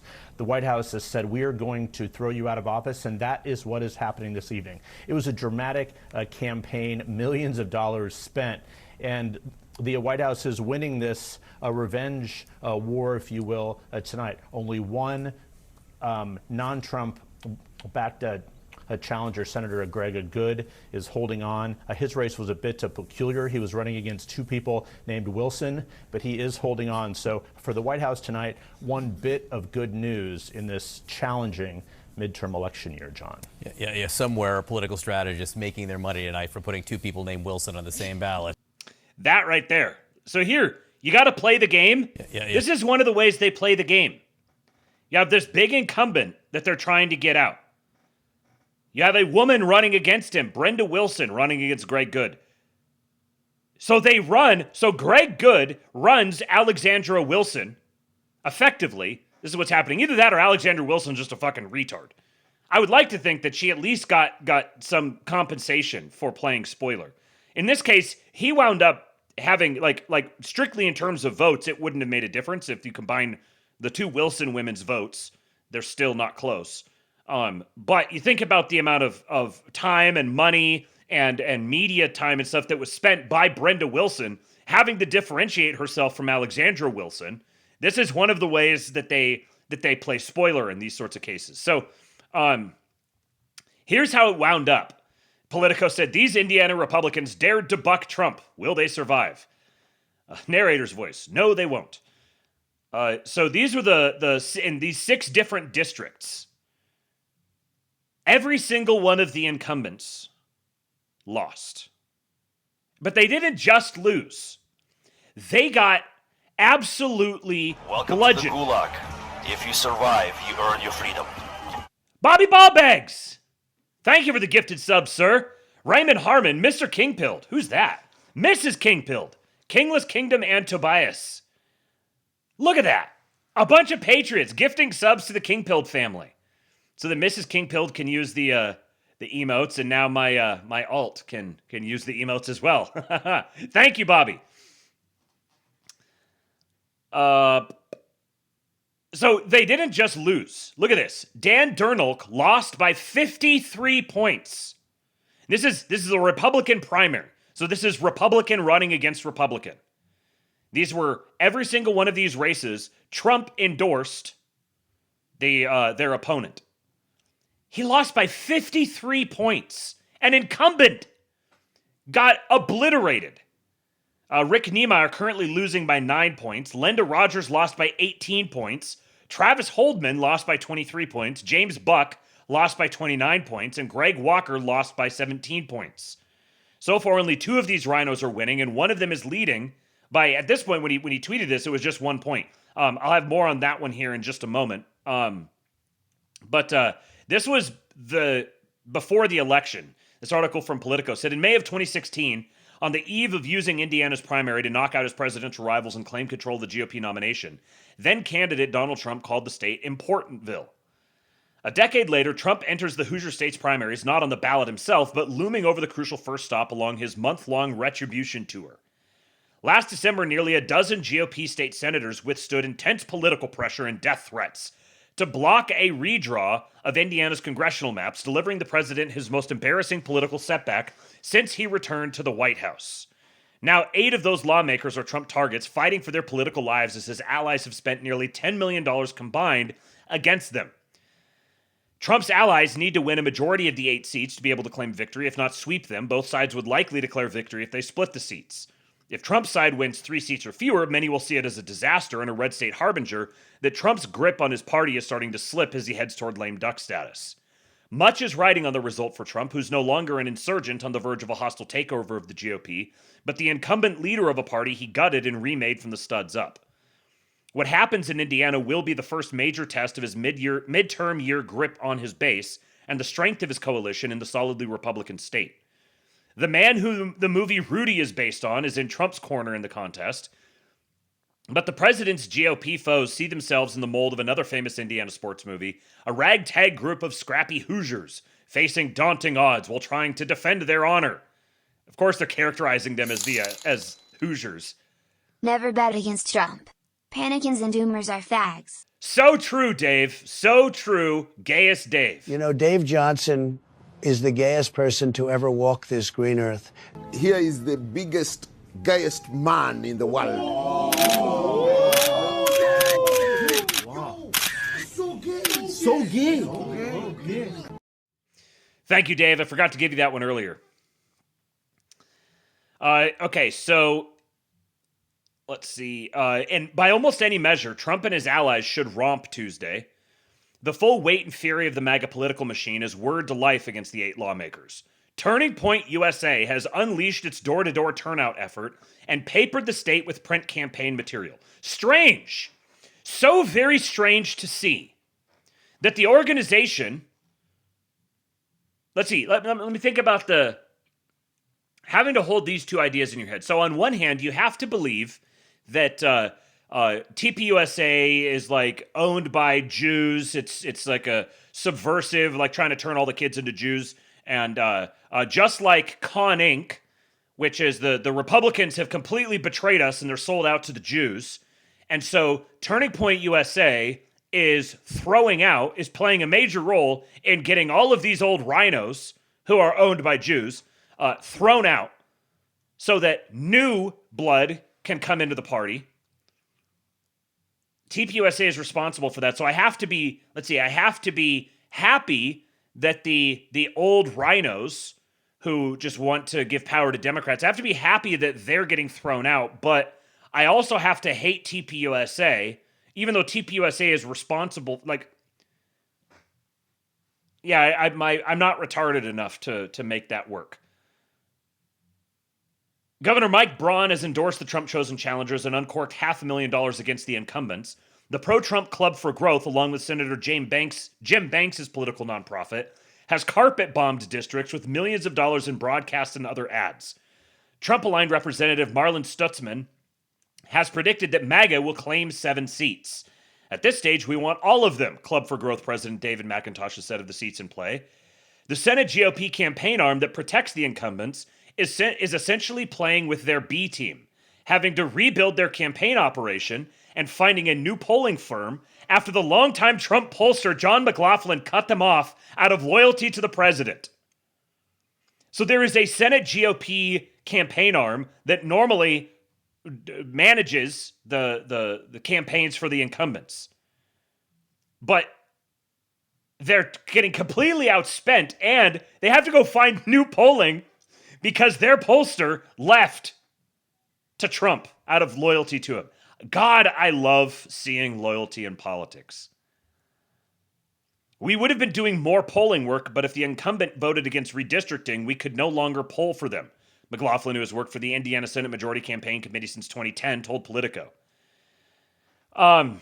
So I think those were the main things I wanted to get out of this. Oh, yeah. So Roderick Bray, Indiana Senate President pro temp, who led the charge against Trump's redistricting push. So he's like the head of the Indiana Senate, and he's the one who blocked the redistricting. He said, that's Washington, D.C. influence, trying to tell Indiana what to do, or maybe even retribution for what it didn't do. Federalism is important to me. It's how our system is set up, how our Constitution has been set up. And states have and should have control to govern themselves for almost every issue. So this is being cast as, oh, us poor Indiana bumpkins getting shit on by D.C. trying to control Indianans. No, we're federalists. I hate these people. I hate these people so much. So this is afterwards. Indiana Republican voters decisively sided with President Donald Trump's call for political vengeance against state senators who defied him and voted down congressional redistricting. Results from Tuesday's primary showed 6 Republican challengers endorsed by Trump defeating incumbent candidates, with another Trump-backed candidate winning an open seat primary. Only one of the 8 senators opposed by pro-redistricting groups, Greg Good of Terre Haute, was a certain winner. I don't know if that's exactly how you pronounce that, but I'm not from Indiana, so. Those incumbent senators defeated were Travis Holdman of Markle, Jim Buck of Kokomo, Linda Rogers of Granger, Dan Dernelk of Highland, Rick Niemeyer of Lowell, and Greg Walker of Columbus. All those winning challengers received at least 56% of the vote. So these were just comprehensive victories. Now, this one is very interesting. Senator Spencer Deary of West Lafayette was ahead of challenger Paula Copenhaver by just 3 votes, 6,334 to 6,331. And both candidates made declarations of victory. We'll come back to that here in a few moments. Mike Braun cheered the results.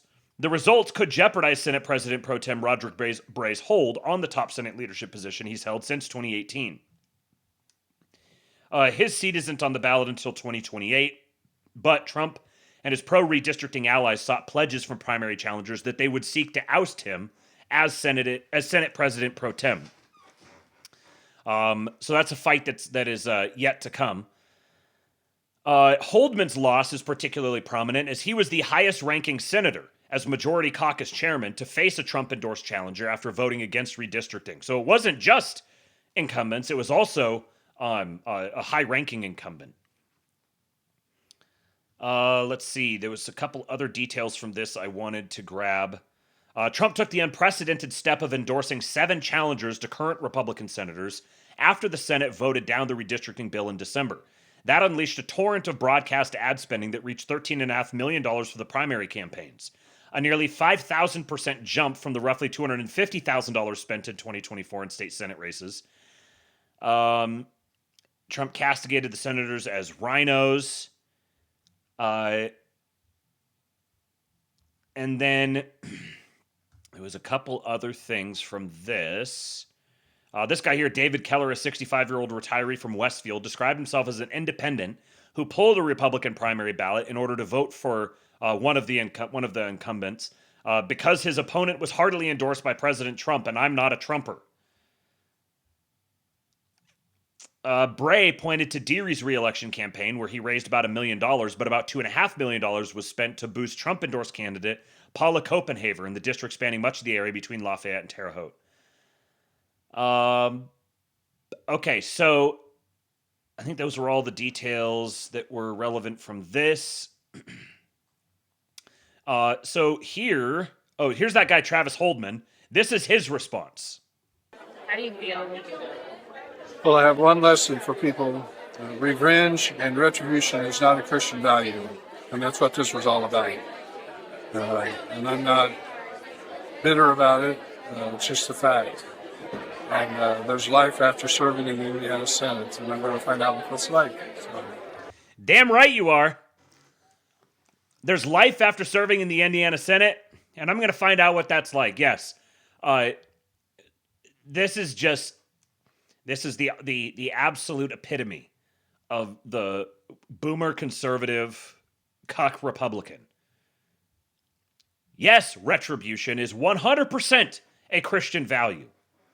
And when you make bad political decisions that go against the interests of your constituents and you get voted out of office, that's entirely just. Stop trying to drape yourself in the Bible. Decision Desk is showing 42 remaining votes still outstanding in Warren County, which went for Copenhaver by nearly 18 points. So that chick who is down by 3 votes right now, there's 42 remaining votes in a county that she has won so far by 18 points. If she wins those remaining votes by the same margin she has the rest of the county, then it will be an exact inverse of what the current tally shows. She will defeat Rhino incumbent Spencer Deary by just 3 votes. And this is what's really important. If Deary loses here, MAGA will have gone 7 of 8 on the night in Indiana, and the Senate chamber will flip to an absolute majority in favor of redistricting the state. So this one is actually very important. Because what happened was that the previous vote was 31-19, voting down the redistricting plan. 21 Republicans crossed the aisle and voted with Democrats to block the redistricting, to go from 7-2 to 9-0. So it cost 2 seats in the House. Because they've won 6 out of the 8. Yeah, 6-19 gets you 25. Take 6 away from 31. They're at 25-25.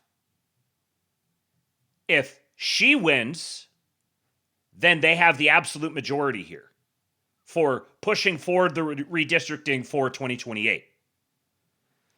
This guy here says, you worried about cheating given the weird pause in vote counting. He said, not really. These are conservative counties that largely voted against the incumbent. It just is very, very interesting to me very, very suspicious to me that it's come down to this one single race could determine so much. We're talking a handful of votes. A couple of dozen votes are going to determine effectively whether or not Republicans will pick up 2 extra seats in the House in 2028. This is one of the most incredible things about American politics, is that you can wind up in a situation like this. There are 42 votes remaining to be counted. She is losing by 3 votes. I'm sure there's going to be a recount and everything. They both declared victory. The outcome of this election will effectively determine whether or not Republicans pick up 2 extra seats by 2028. Now, even if it winds up at 25-25 and stays that way, it means they have to induce like one more person. And, there's ways that could be done, but it also means that there's the possibility of having one more person induced away from you as well. Homeless Nomad says there are also provisionals and military ballots, which will take weeks to come in, because of course there are. So this is Warren County, the Indiana State Senate District 23. That's the election here. It's between Spencer Deary and Paula Copenhaver. But do you see what I mean? Thank you, Emperor Trades. You see what I mean about how important the state and local level politics are? I mean, they always have been, but especially now. We have one single state Senate race that will have it's coming down to a couple dozen votes to determine whether or not Republicans will pick up 2 seats in the House in 2028. This stuff is attainable. It's very attainable, but it requires activity at the local level.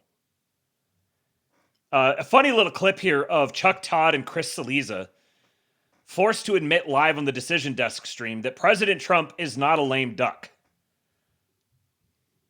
If you vote in this race, like it's the Republicans of the Republicans, but still.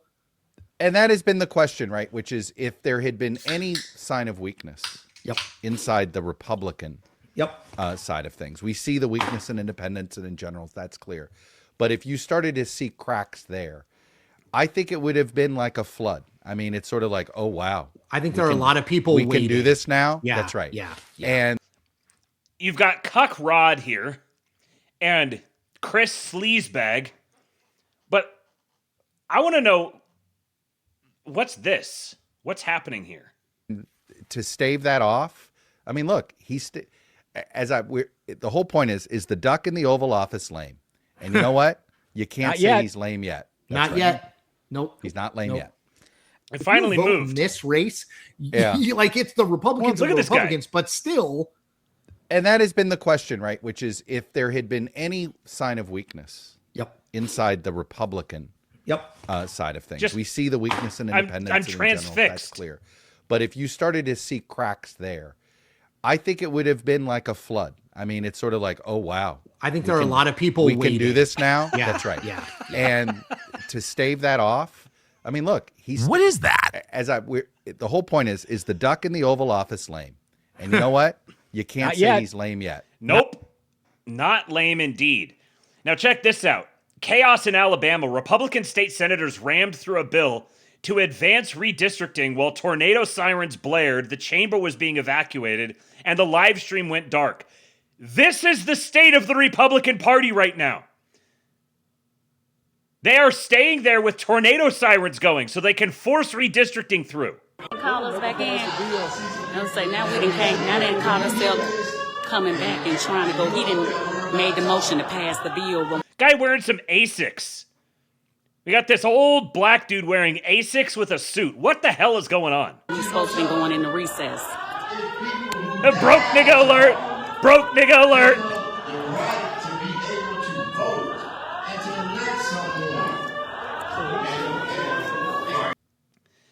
Kevin Deanna said, no, this is heroic. I will vote to secure the interests of my constituents seconds before I'm sucked into the sky and my lungs are torn out of my mouth by the wind. This is the ethos needed.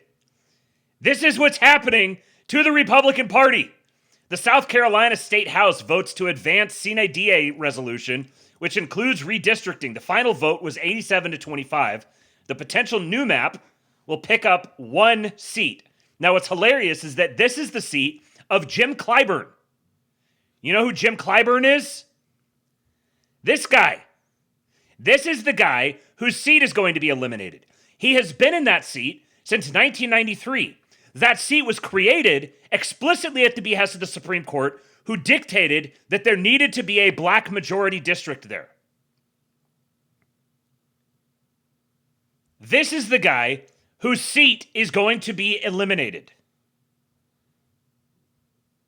Here's the current update. So Texas, Florida, Ohio, Missouri, and North Carolina are Republican states that have already redistricted. It's official, it's final. This is applicable for the midterms. So that's 9, 10, 11, 12. 12 seats picked up by Republicans. Meanwhile, California has redistricted and picked up 5, and Utah redistricted and Democrats picked up 1. So net total is +6 for the Republicans. Now, here's the ones that are potentially coming down the pike. Louisiana, and the odds here, the odds of it passing per call sheet for whatever that's worth. Louisiana, where Republicans will pick up 1 or 2, 89% odds. Alabama, Republicans would pick up 1. That's got 83% odds, as does Tennessee. Republicans would pick up 1. This is, in each of these cases, it's eliminating all Democrat seats from the states. And same with South Carolina. They're putting that one at 64% odds. The Tennessee one I saw just passed the House, so I assume it has to pass the Senate. I'm pretty sure the governor is... Has the governor already said that... I'm trying to remember who the governor of Tennessee is now. Just totally slipped my brain. I was thinking Andy Beshear for a minute, but that's Kentucky. Who is the Tennessee governor? Why can't I think of his name? I'm thinking of Tate Reeves. I think is Tate Reeves Mississippi. He's like a big old boy. Anyway, so Tennessee says 83% odds of passing. South Carolina says 64%. Then Virginia picked up 4 seats. This is the Virginia redistricting bill that is held up by the Virginia Supreme Court right now.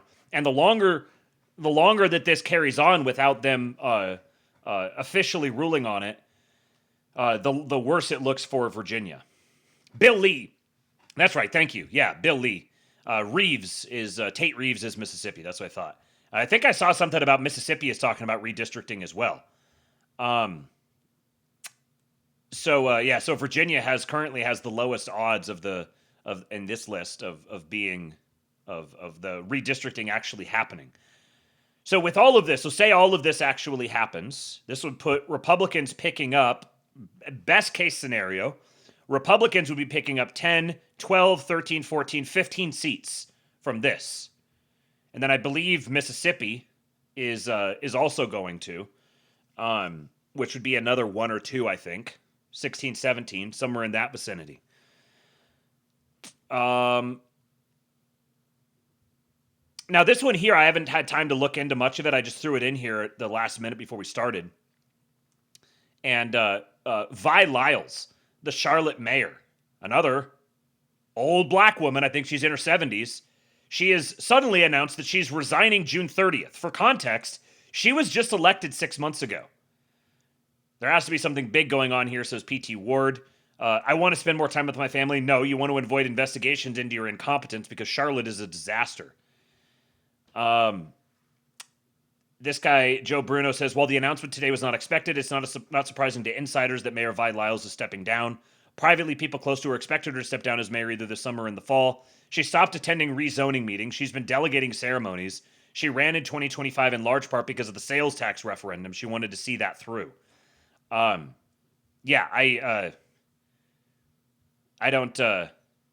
imagine, she's getting ahead of an indictment that's coming down. So we'll wait and see what's going to happen there. But another, like every single one of these things has been old black Democrats getting BTFO'd.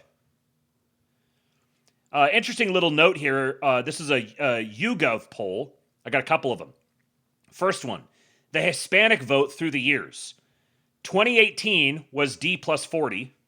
For 2020 was D plus 27. 2022 is D plus 21. 2024 was D plus 9. And as of 2026 right now, is at D plus 2. This is definitely has implications for, we talk about the political parties, essentially the realigning. This definitely has some implications here. And then this is another interesting one, also from YouGov. So this is not some like super accurate based poll. It's fucking YouGov.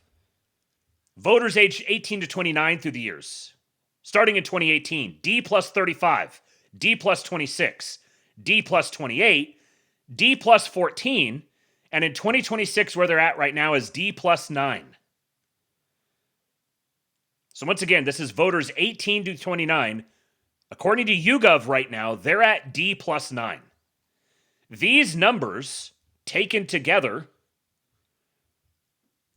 the Hispanics and essentially the Zoomers being at moving this much away from Democrats is, I mean, it's positive for Republicans. I don't think that this is really indicative so much of a move toward Republicans as much as it is just a move away from Democrats.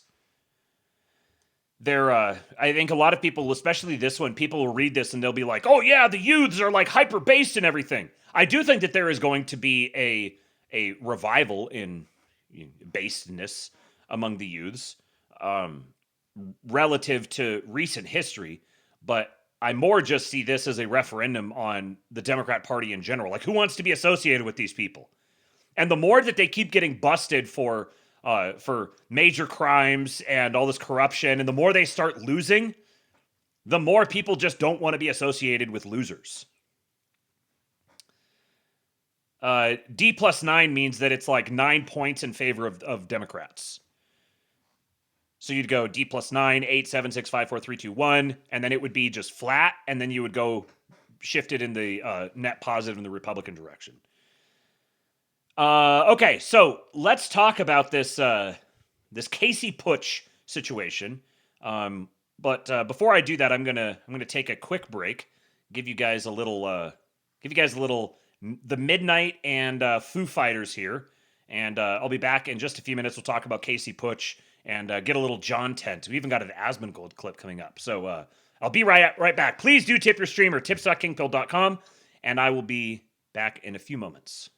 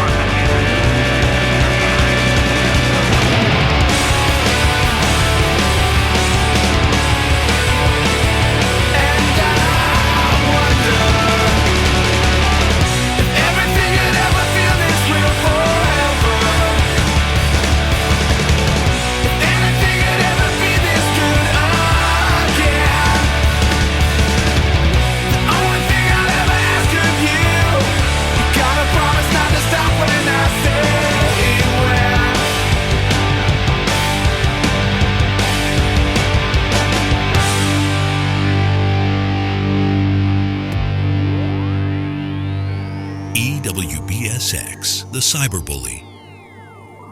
More of your favorites coming right up.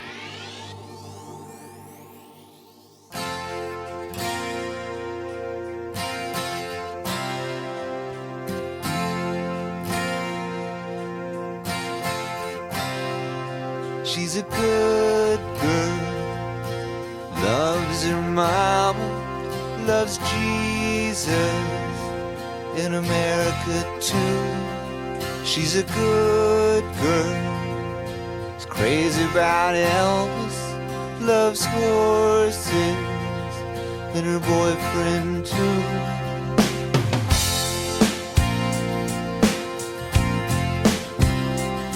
And it's a long day living in Reseda. There's a freeway running through the yard, and I'm a bad boy, 'cause I don't even miss her. I'm a bad boy for breaking her heart. Now I'm free, free falling. Yeah, I'm free, free falling.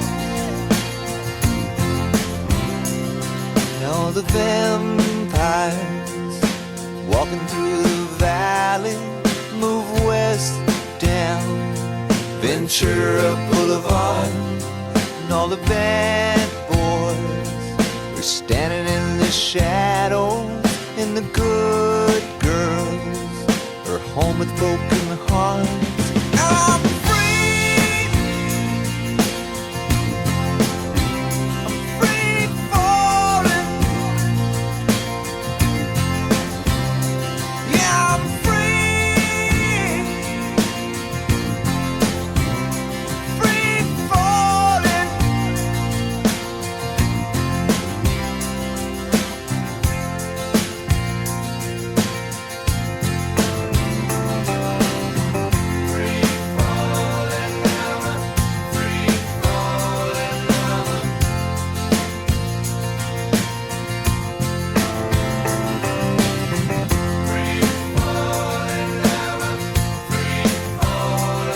I wanna glide down over Mulholland. I wanna ride her name in the sky. I'm gonna free fall out into nothing. Gonna leave this world for a while. Now I'm free falling, free falling, free falling. Yeah, I'm free falling, free falling, free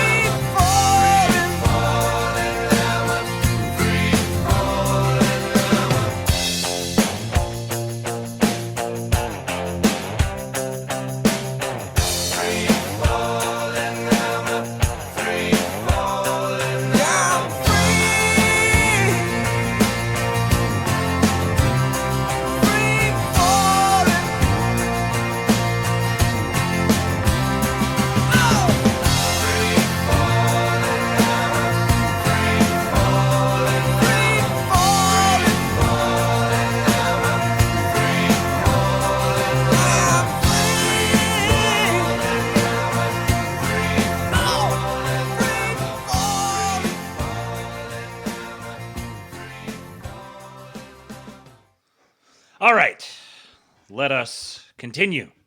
I had to run down and talk to Amy about something. All right, so let's talk about this Casey Putsch thing. And I'll say this: if we can get to if we can hit $200 on the tip goal here over the next, I don't know, 30 or 40 minutes, however long it takes to get through we're going to talk about the online rights weird personality problem. If we can get to that $200 mark by the time I finish up what I've got here, then I'll also do the Spencer Pratt things that I have lined up as well. Otherwise, I'll do them tomorrow. But if you guys want me to stick around and do the Spencer Pratt thing tonight, then I will do. Then yeah, hit the tip goal, tips.kingpill.com. You can also go to King Pilled on Cash App and Venmo. Just let me know in the chat if you do. Get my attention, because they won't automatically add to it. Emperor Trades, yeah, I just finished talking about the Indiana thing a little bit ago. You have to go back maybe half an hour or so. Homeless Nomad says, people seriously crashing out about Vivek don't understand how much of a corrupt, pedophilic wannabe Democrat Mike DeWine is. Yeah, no kidding. Yeah, right. So I've got a couple of things here, a couple of long posts from Matt Forney that, I've been aware of who Matt Forney is for quite a while and never been someone that I've really cared for or paid that much attention to. But I just know that lately, over the last several months, leaving aside his personality or his history or whatever, he has been just pumping out bangers. And he's got a number of really good ones here regarding this situation. So the other night, when the Indiana rhino big game hunting was happening, the Ohio Republican primary for the Ohio gubernatorial race was happening. And it wound up being Vivek versus Casey Putsch.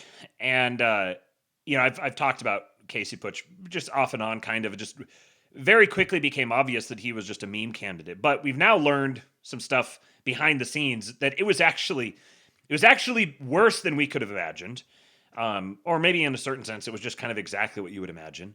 But there's some really good white pills to be taken from here, as well as some good learning lessons. I don't know why I hate it when people say learning lessons.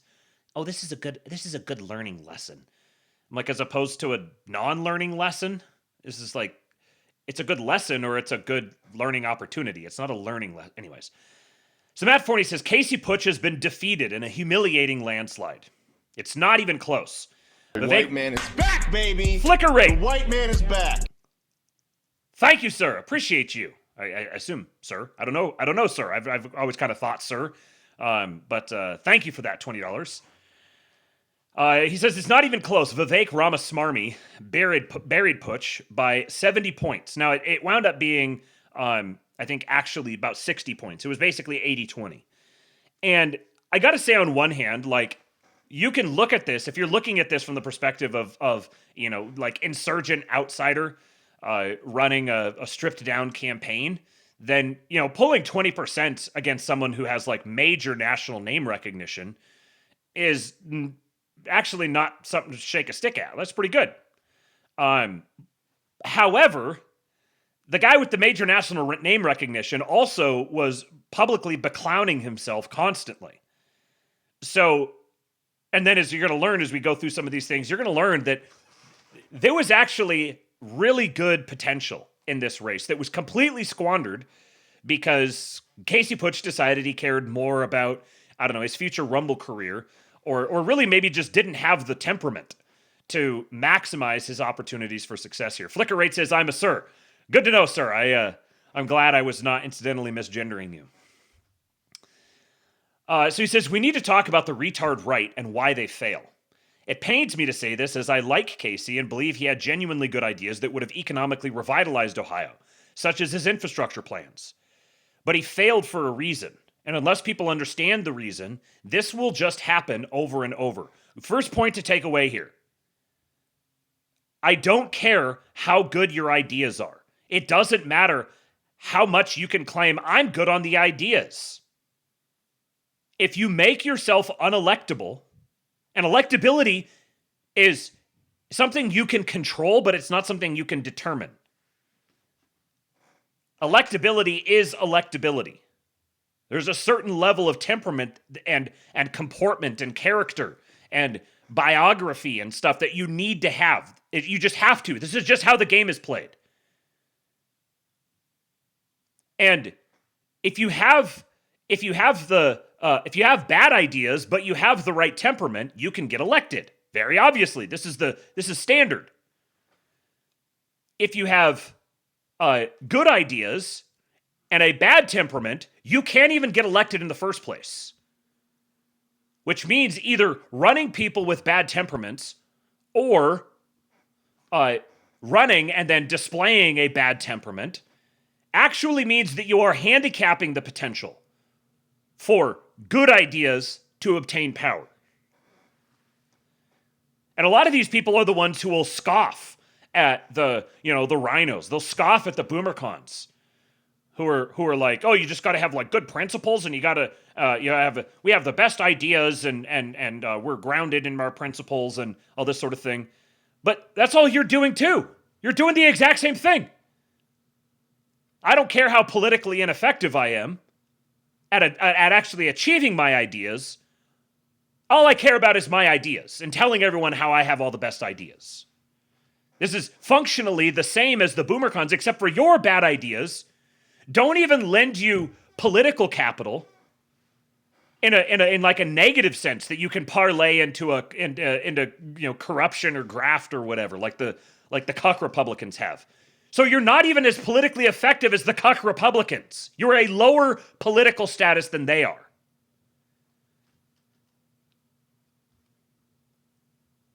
Number one, don't attack Trump.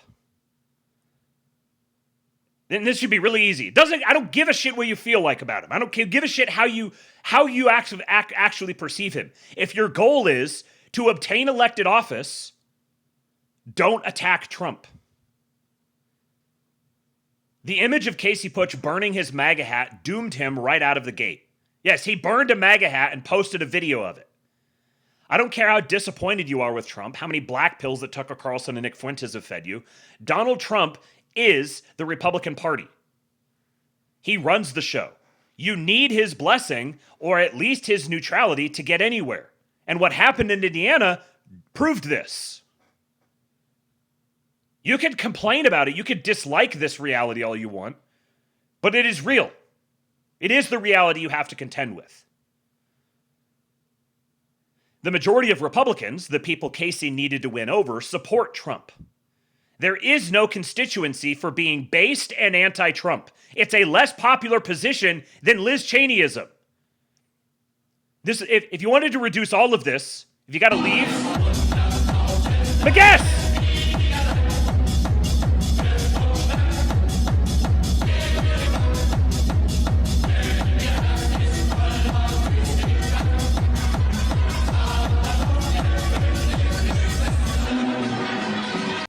Pay the man.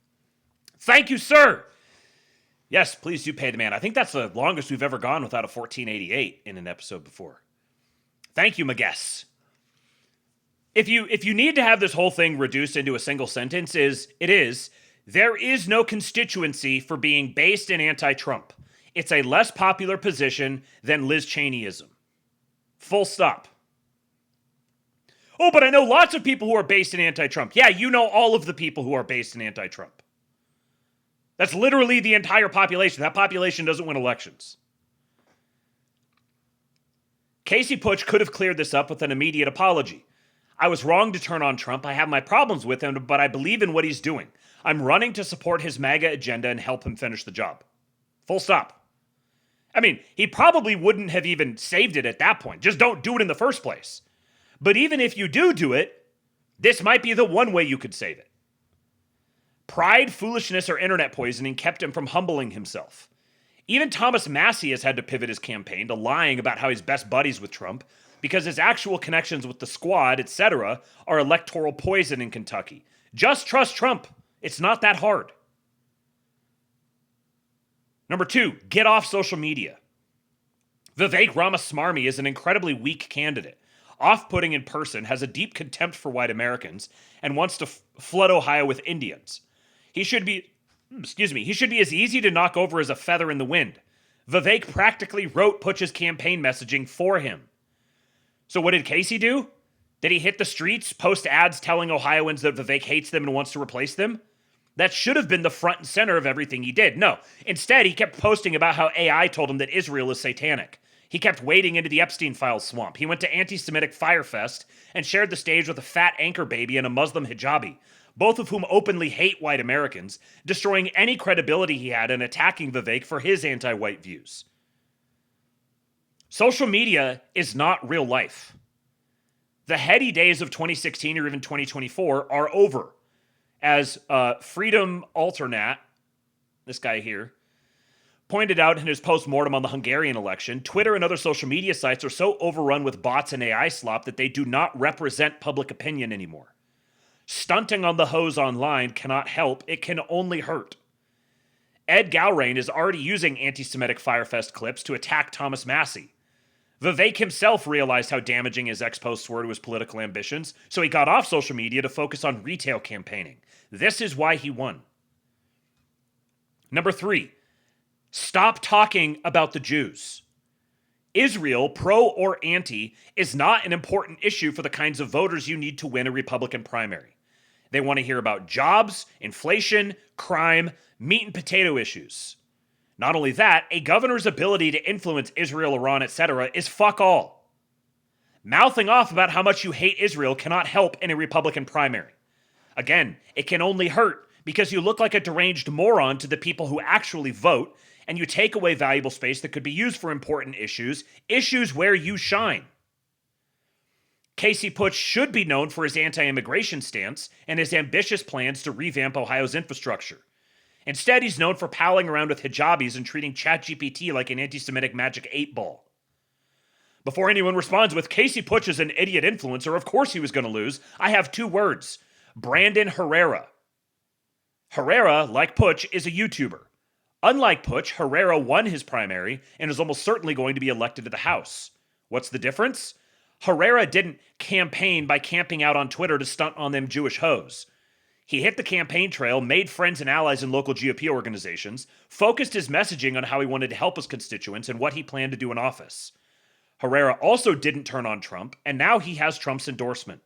Learn from Brandon Herrera. Now, there will be a bunch of retards who their takeaway from this thus far is going to be spurging about Jews. And notice that he didn't say anything about the validity of someone's concerns about organized Jewry. The validity or non-validity of it doesn't even matter. This is midwit bait. Do you have the sufficient IQ horsepower to recognize that winning elections is a very specific thing? It's a very specific kind of skill that has nothing to do with the thoughts that are in your head. Except to the extent that those thoughts that are in your head can be translated in a way that will lead to you winning elections. To actually be in a position where maybe you might be able to do something about those things that are actually the thoughts inside your head. And you can rail against this all you want, and it will not stop being the reality. People take this stuff way too seriously. They take it so seriously that they circle all the way around to not taking it seriously. It's very simple. There is a tried and true method for being elected, for getting into positions where you can start building and capitalizing on that power and deploying it in the political domain. The GOP is very obviously ripe for takeover. Imagine if these the retard right characters were in the process of doing that effectively. Hide your power levels emerged for a reason. It's not hide your power levels because the Jews will get mad if you talk about them. It's hide your power levels because the streets of Ohio are not 4chan. He continues, I feel confident in predicting that this is the beginning of the end for the retard right. Thomas Massie, James Fishback, Dan Bilzerian will all lose their primaries, and the retarded anti-Zionist element will be purged from the right forever. It has no constituency, as Casey Putsch's landslide defeat shows. Candace Owens is already talking about joining forces with the left to form some kind of anti-Zionist popular front. Nick Fuentes has said that he is a moderate Democrat. The retard right are functional leftists in the process of becoming actual leftists. Because what did Casey Putsch do by running his campaign the way that he did? He ensured that Vivek Ramaswamy would get the nomination. He ran interference to ensure that Vivek Ramaswamy would get the nomination. If I was just moderately internet savvy, and I was advising Vivek Ramaswamy's campaign, I would have told him to fund Casey Putsch's campaign. And then act exactly the way that he did. And again, this has nothing to do with Zionism. Call Zionism blah, blah, blue, blah stuff. And it turns out that if you want to win elections, then you can't talk about the blah, blah, blue, blah stuff. Oh, but that proves, yes, that proves it. Get a fucking clue.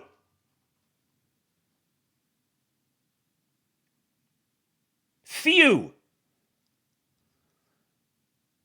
And the best part is that they ruined themselves by not knowing when to shut up. Look at these.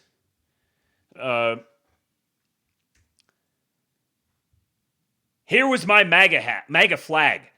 This is how Trump voters feel. How does everyone in America get their country back from all of these left and right psycho billionaires?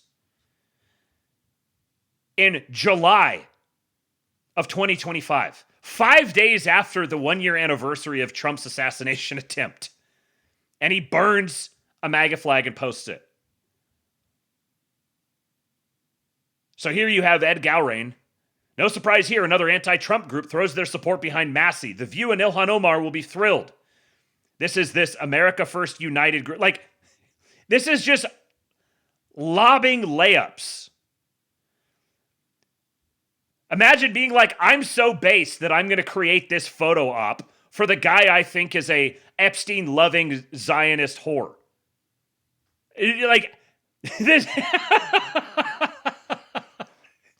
This is like Sneeko level political instincts, completely unsurprisingly.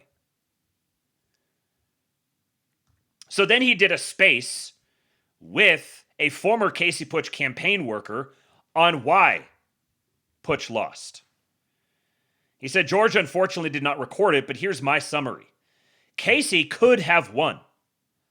Early campaign analytics had Putsch beating Vivek Ramaswamy with 54% of the vote.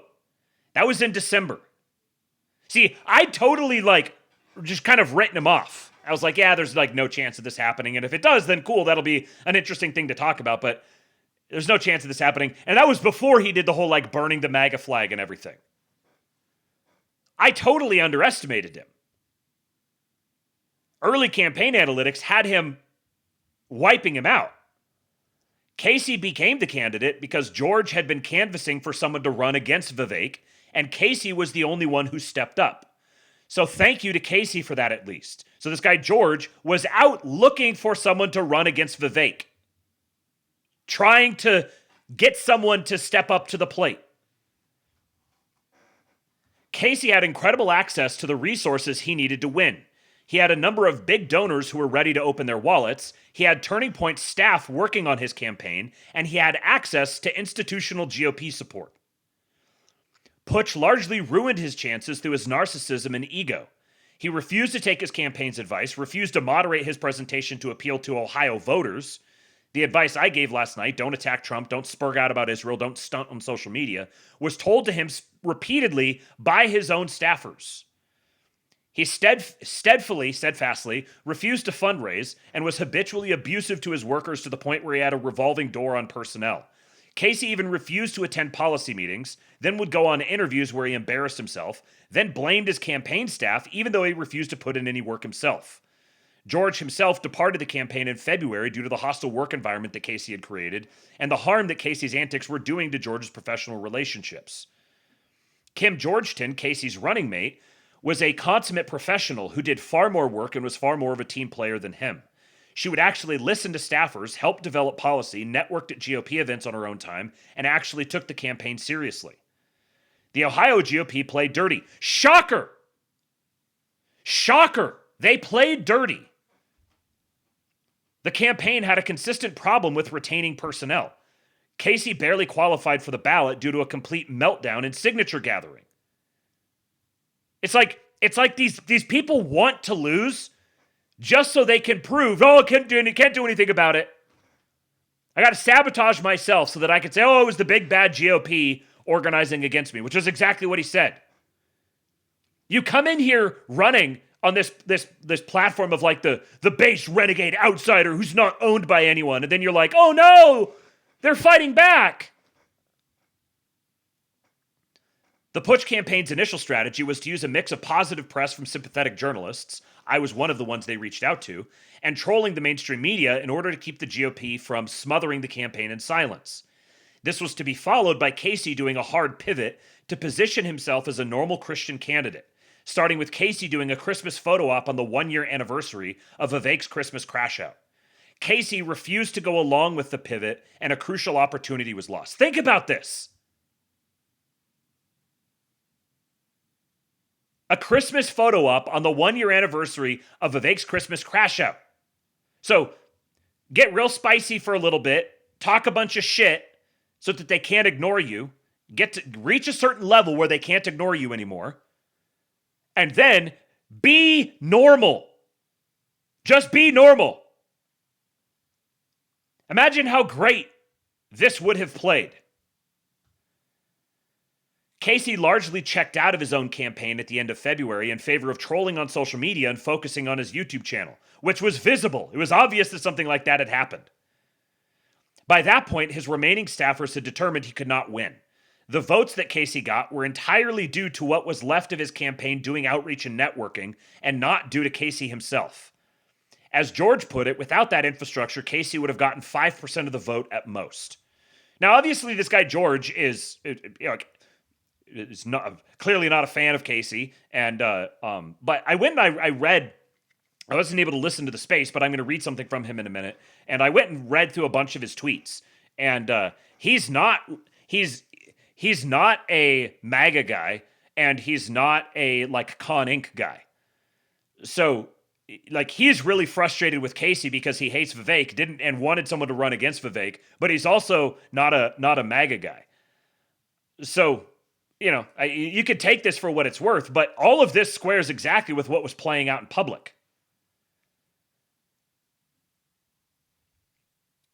Raymond Harmon says, okay, guys, hear me out. Casey was paid by Soros to be a spoiler for Vivek because of how scared the DSA is of a surging GOP. Did I conspiracy correctly? You know, I mean, even if that wasn't the plan, then the, like, that's basically how it played out. Mellon says, that was literally the campaign manager's strat. What was the campaign manager's strat? Wasn't sure what you were directly referring to when you said that.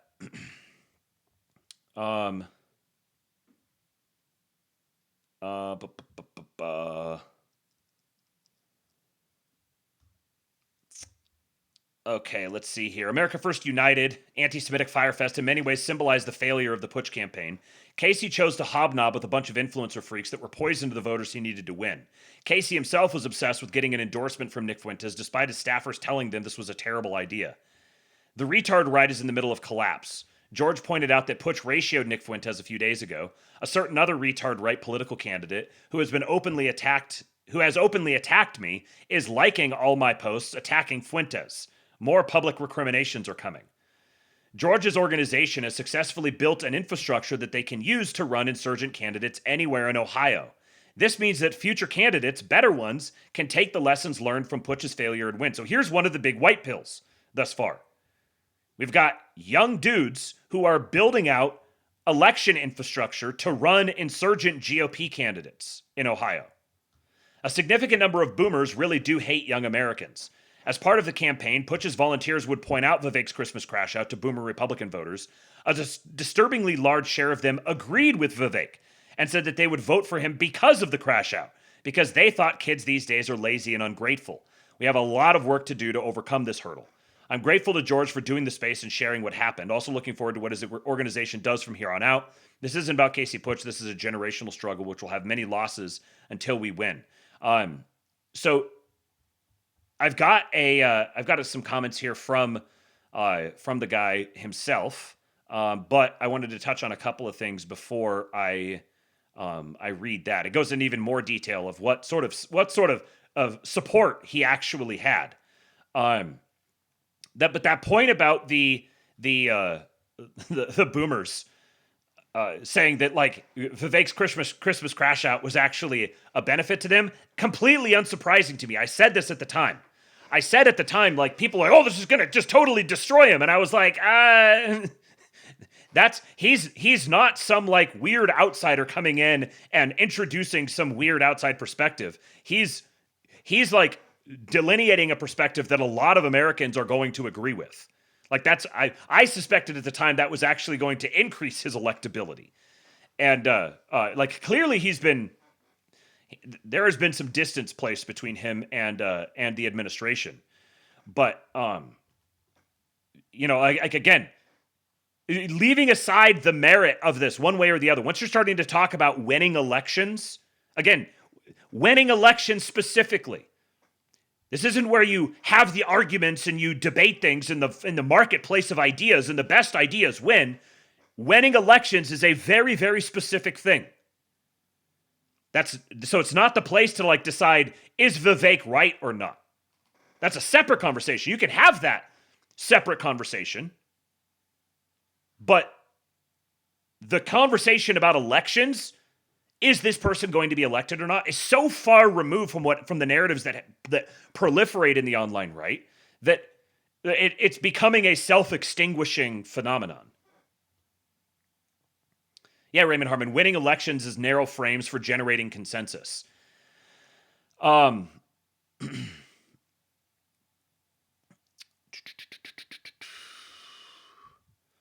Zoomer Dylan says Vivek is loyal to Trump, so he can't really import Infinity Indians without Trump and the admin hating him. Like, I don't think, to me right now, it's probably like 50-50 whether Vivek or Amy Acton wins. And in either case, I don't think it's that different. Yeah, everyone has their like really riled up knee-jerk passions about the Indian guy right now.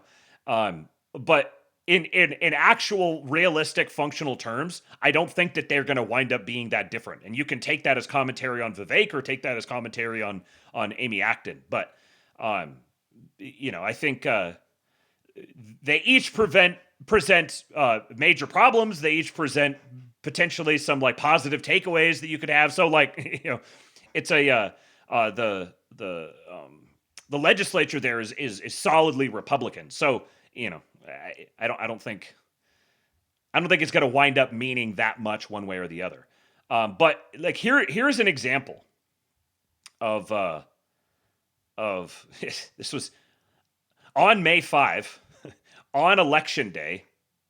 Casey's quote tweeting Nick Fuentes. So Nick Fuentes says, "Rest in piss. You're going to get destroyed tomorrow. It's going to be fucking awesome."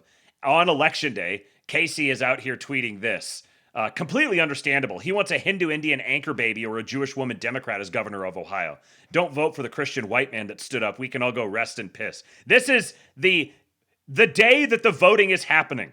The guy running for the Republican primary for the governor of the state is posting about this. This is a clip from him on iHeartRadio. Okay. Well, obviously we have a different opinion of Vivek. I've met him many times, read his book, and I find him a fascinating and intelligent individual. But putting aside my obvious biases, which my listeners know about. They must be paying you. No, I'm not getting a dime. The only people that pay me are iHeart, and I don't get enough from them anyhow. America First candidate. You know, honestly, let's go a different way. Our entire government is falling apart. Yeah. We have people raping children, killing them on an island. We have Vivek Ramaswamy, a man worth $2 billion who's done zero philanthropy work for Ohio. He has no businesses in Ohio. His endorsements are tweets from money. The GOP is endorsing him before the primary even begins and anybody's on the ballot. And the fact that you look that up and see that you like him shows that you looked into it nothing at all. And honestly, I'm not even going to do this conversation. I'm done with Vivek Ramaswamy. Oh, no. You can't curse on the morning show, man. They're going to make me hit the dump button and people lost your entire stream of consciousness rant there, Casey. Listen, I'm just being honest in what I think and what I've concluded. You have an opportunity to try to convince me I'm on the wrong path. Yelling at me and cursing on the morning show, that ain't the way to do it. Jeez, thought I was being nice and being honest with you about my opinions. But listen, you can judge for yourself.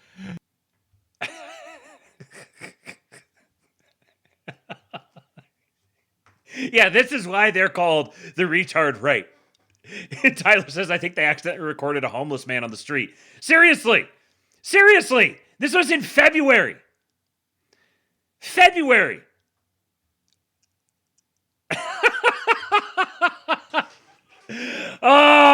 They're raping kids on an island. This is what the entire online right wing sounds like. This is what you sound like when you're out in public. The Living Dead says that dude just articulated the average boomer opinion of him perfectly. And see, that's the thing, is the average boomer is going to react exactly like that. Like, oh man, what a freaking clown, man. Oh, you can't behave that way in public. What an unserious person. And they're going to stop thinking about him.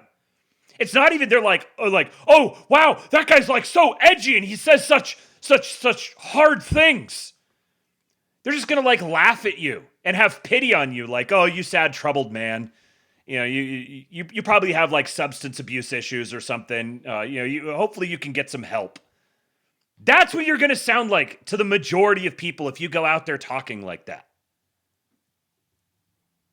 So this is the guy that Matt Forney was talking about, George Roush. He says, Alex is correct. So this is, I'm going to give you the context here. Wayne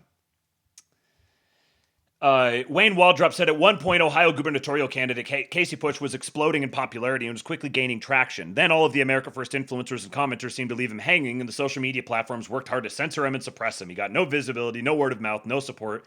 You can say he ran a weak campaign all you want, but this is by design. The establishment wants it to be impossible to run on what Casey ran on. At the very least, they want it to seem impossible. And Howling Mutant says, who was censoring him? I saw him all over the place. For a candidate with not much real chance of winning, I'd say he got a lot of media exposure. His traction ended when he denounced Trump. That's not as popular a thing to do on the right as X would lead you to believe. And so he says Casey ended his own campaign when he countersignaled Trump. But that's not all of it. At the beginning of the race, the White House extended multiple olive branches to Casey, and he refused all of them. White House staffers offered to have Casey go to D.C. for a weekend photo op, where he would meet with automotive industry reps and help develop new highway and vehicle standard policies. He refused.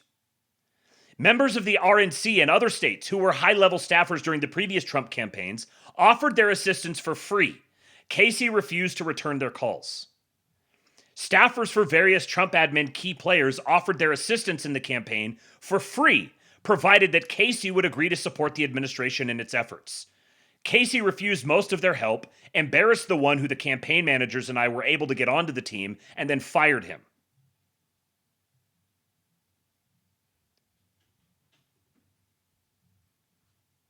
Now, you can take this as a you can obviously be horrified by this, as you probably ought to be. But you can also be encouraged by the fact like that reality that tells us a lot. That tells us a lot about the administration. That they were looking to support the guy running against Vivek. They were bending over backwards trying to help this guy out. This is what happens when you drive yourself insane Epstooning. He added to it, just got off the phone with Casey's campaign manager and lieutenant governor pick, Kim. The overall takeaway from this race is that there is now infrastructure to start running America First candidates reliably for all local, state, and federal seats in Ohio. That's more of a win than anything else. Infrastructure wins elections. Running Casey was a target of opportunity for the staff, and he was only the first one willing to work with the team, but now that's changed. More will follow. Congratulations to the campaign staff for building a reliable system, and expect to see more America First candidates in Ohio races from here on out. Said, try not to run a literal retard next time, thanks. He said, working on new candidates. So that's a big white pill. Very encouraging to see. And like, you know, I can hear the people who are trying to, who want to go drill down into that guy. Like, how based is that guy? I don't know. He's the guy that's actually out there trying to run campaigns for people. He's the guy that's out there with actual connections. Again, running campaigns is a very specific thing. You need people who know how to win campaigns, and you need to listen to them. You need to not be an insane person. The stuff that plays to the Rumble audience does not play to the people who cast votes. And you can squeal and cry all you want about how elections are fake and gay and we're not going to vote our way out of this. All right, just go piss in the corner and rant and rave at the wall. You don't provide anything. You're literally as valuable as a homeless man. So this conversation with the boomers, this guy replied to Matt Forney. He said, unless you plan on taking over Fox News or other MSMs, you're never getting through to the boomers. Until those figures of authority proclaim to them from on high the gross disparity of buying power they had compared to young people today, they will always just think the youth are lazy and pathetic. And Matt Forney said, this contemptuous attitude towards white Americans is why you lose. You absolutely can get through to boomers with the right messaging. Like, you like have all this contempt for the boomers, and also you can't outsmart the boomers. They have this reputation for being the most credulous generation of all time. Constantly deceived and led around by their noses. And you can't get one over on them? On the space I did with George Roush, I discussed what I call the parent test. My parents are normie Catholic Republican boomers and 3-time Trump voters. They hate wokeness, mass immigration, and free trade. My mom has been a fan of Pat Buchanan for decades and supported him in his presidential runs in the 90s. And I grew up listening to Rush Limbaugh and Michael Savage when she had them on in the car. Patriot mom. We've got our, yet another MAGA grandma here. If my parents like a politician or influencer, that influencer is doing something right. Let's take the Israel issue. My parents are vaguely pro-Israel, but it's not an issue they really care about. Here's a sample way you could frame this. We have an unhealthy relationship with Israel. We should support them when it aligns with America's interests, but we need to put our country first and focus on our problems above all else. My parents would be extremely receptive to this message. Now contrast with what Casey Putsch and the retard right do. LMAO, ChatGPT told me that Israel is Satan. Jews rape kids. Trump is an Epstein pedophile who buries little girls in the Mar-a-Lago golf course. Nuke Tel Aviv. Completely deranged, insane psychobabble. Any merits to this argument are destroyed through the combination of blatant falsehoods and the fact that you sound like a fucking lunatic. The bum outside Penn Station randomly accusing people of being Illuminati reptile aliens when they don't give him money for the bus has not convinced a single person that the Illuminati is real. That's you. You're the bum. Politics is the art of the possible. The retard right would prefer to spiral into hysterical insanity rather than acknowledge reality, straighten out their messaging, drop the conspiracy theories, and win. And when the white Americans you claim to love understandably react by yelling, "Get the fuck away from me, you fucking freak," you insult them like a dude who hits on a girl gets turned down and then says, "You're a fat ugly bitch anyway." Just like how the Austrian painter sat in his bunker as the Soviets encircled Berlin, blaming the German people for being too weak instead of asking himself what he did wrong. Woohoo! Not going to get into that one. The crown is lying in the gutter, but none of you will pick it up because you might get some mud on your baby soft hands. Gear Disrespecter, a powerful mutual, says, Jews rape kids. To be fair, this and many other statements are fairly obviously true, but you don't have to mention that on the campaign trail. You could just not reveal your power levels, but still act accordingly. Exactly. Like, you have to have the level of discipline, self-discipline, to not just spurg out about this stuff in public. And when you're talking about running candidates, and you're talking about putting together organizations that can campaign for candidates, that can support them, that can sponsor them, that can do advertising for them, then you need to think about connections and relationships between people who do this. You become a liability in your own cause. And anybody who points that out to you, you declare not part of your cause.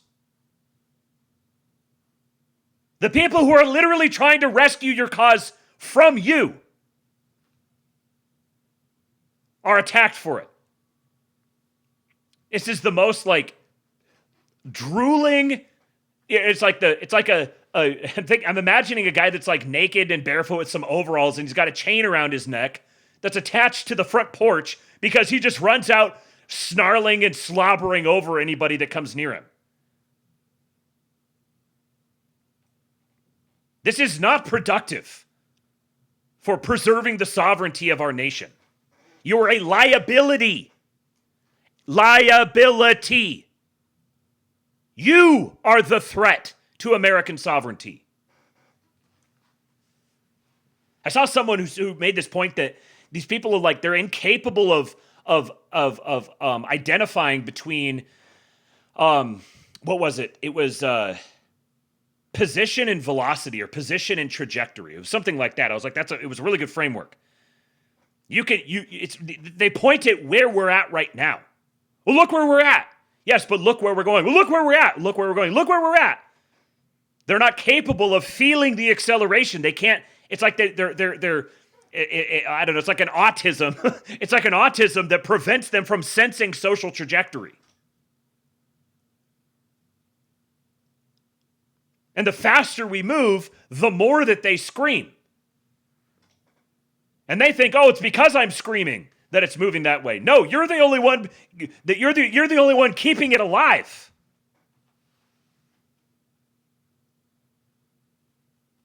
Slutty Milk says position versus trend. Yes, I've noticed so many people can't comprehend movement for some reason. And I don't know if that's an autism thing. I don't know if it's an IQ thing.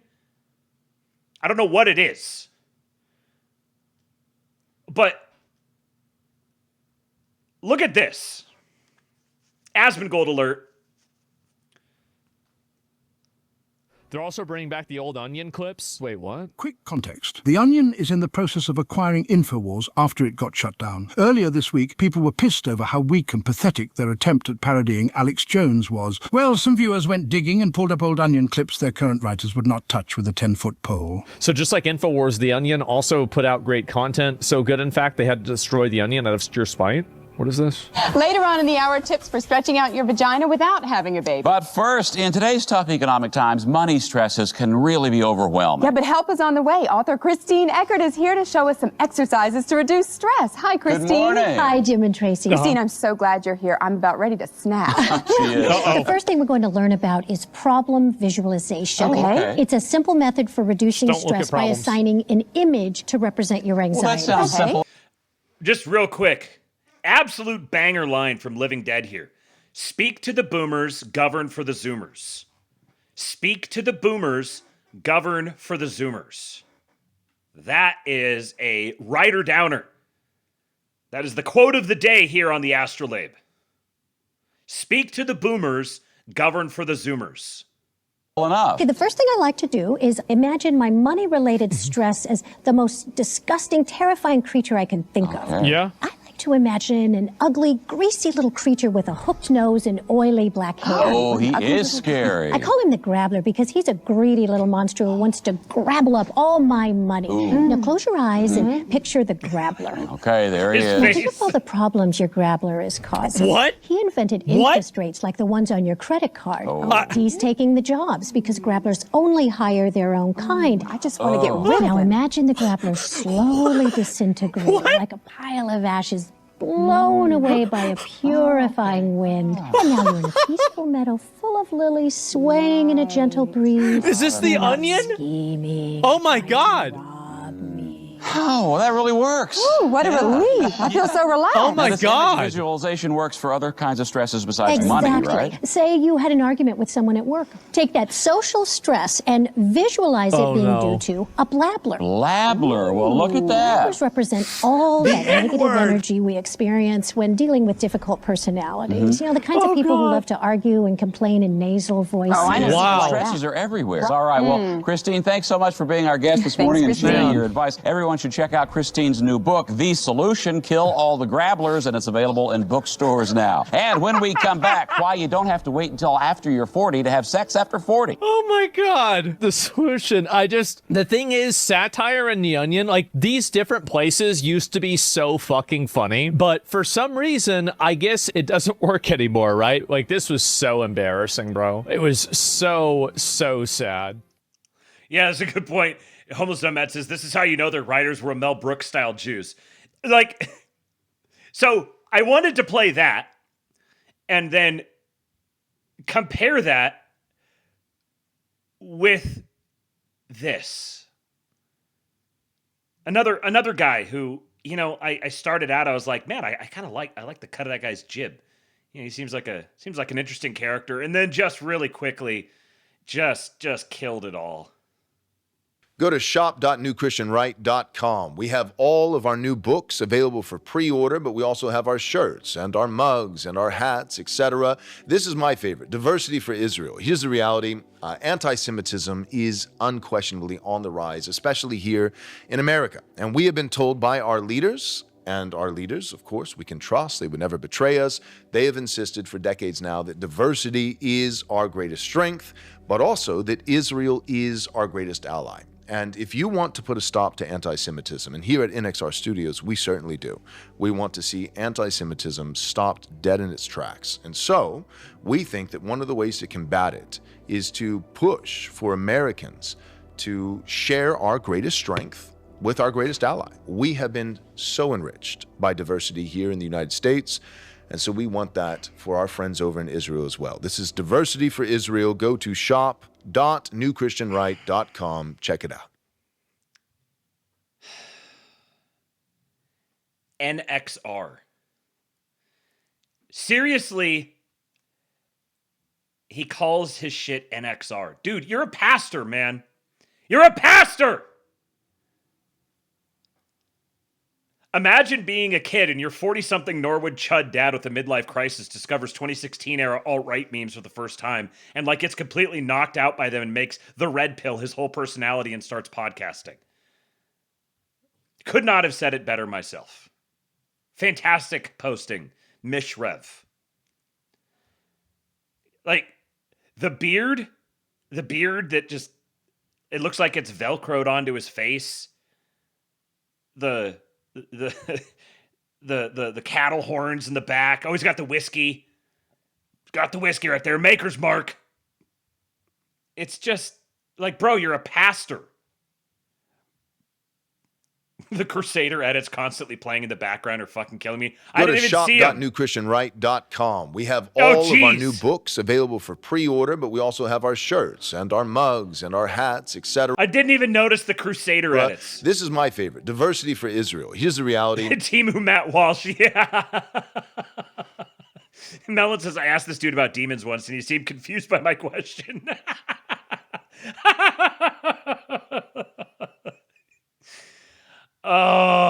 There was one really good. Oh, yeah. Whoa, did you not see him smoking cigarettes? I bet his homeroom teacher was so mad when she saw that post. What a rule breaker. It's just. Please, Dad, do I have to wear this? Shut up, son. We're owning the Jews. But, Dad, please, everyone is staring. Great, so tell them how this shirt is illegal in 109 countries. Oi, they. Make sure to do the accent like I am. It's not a show. Dad, this is why Mom left. There's a hyper-specific subclass of base guy whose beards look like they were sprayed on. Well, I know that's never going to happen. You're never going to think that mine does. Overly manicured is not my issue. This is I don't know if this is he just thinks this is what the cool kids do, and I want to appeal to the kids. Is this like the 2026 version of the surfer bro youth leader who would come in and be like, yeah, totally rad kids. You know, we're gonna jam out and groove, man. Is this the 2026 edition of this? I can't imagine that there's a huge constituency for young guys who are just oh yeah, he has a Diversity for Israel shirt. Bro, you're a pastor.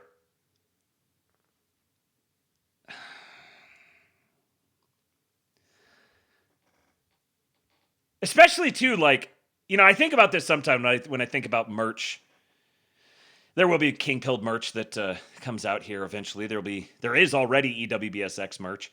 I've thought about some of the shirts that I've gotten. I'm kind of do I want to wear this in public? Like for multiple different reasons. One of them would be, where am I going? Am I going to invite problems into my life by wearing something like this out there? Or also just like, am I just going to look like a clown? Some of these shirts are like, I'm not an anti, what do you call it? Like the printed on tees. I'm not an anti printed on tees. I've got some that I wear. I like them, but like there's certain ones that you just look like a clown if you wear them. I mean, I guess if you're 18 or something and you're going to wear that shirt, then you can get away with it then. And, it's kind of funny or whatever. But really, like, this is what you're going to do as your, like, influencer podcasting pastor thing, is you're going to get, like, high school and college boys to wear Diversity for Israel shirts around. You think that's going to, like, push them into a bunch of productive social situations? This is the kind of behavior you want to cultivate in them? It's one thing if you're just like a podcaster and whatever. I just think you're kind of a goober. But if you're a pastor doing all of that, it's... Straight Buster says, midlife crisis, red pilling to relate with your teenage son.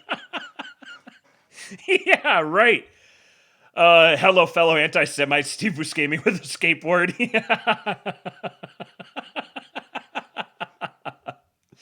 Move over PC principal. It's J-Pill Pastor. You guys are great. Kate J says, not to be a boomer, but this is just straight up unbecoming for a pastor. Like, normal people don't care about the JQ and aren't asking to be woken up. Right. Like, there's so many more spiritual issues that need to be addressed right now for young men than making them aware of the state of Israel. I don't know. Go like, give a speech before Congress about America's relationship to Israel, if you're going to use your platform to try to solve that problem. You're not doing anything productive for people by, like, waking them up to the problem of Israel and getting them, like, angry and resentful and like rage posting about it. It's just, what's that guy? The guy that does the choose people out who misbehave in the gym. He's this big old, like, musclehead guy, but it turns out he's like 5'1". He looks at the camera, he's like, you've got to do better. That's what I'm saying to you guys. You got to do better. All right, now, last couple of clips here, because we have not hit the $200 mark. So, as it looks like right now, unless someone comes and saves it at the last minute, we're not going to do the Spencer Pratt thing tonight. But I've got clips from a couple prominent online right commentary folks. Here is the first one. Dude, my war against Israel is the only thing keeping me going at this point. Immigration, who gives a shit? Country's over. It's over. Have you been outside? Do you ever actually even leave the studio? Do you know what it's like out there? We're already a non-white country. Get a grip. Get real, bro. We already live in Mogadishu. We already live in Islamabad. Have you been outside? LA, Chicago, New York. We live in nigger hell. And that's just it's what it is. I know it's not exactly politically correct to say that. And listen, I know that's not exactly politically correct. Sorry, Snowflake. What, do you need a safe space? Did that just trigger you? It's where we live. That's on my Twitter, where it gives like the pin, your location. Drop location. That's where we all live right now. So the guy... You want to know what my favorite thing is about this clip? Where he screams, "We live in nigger hell!" That's my favorite part about it.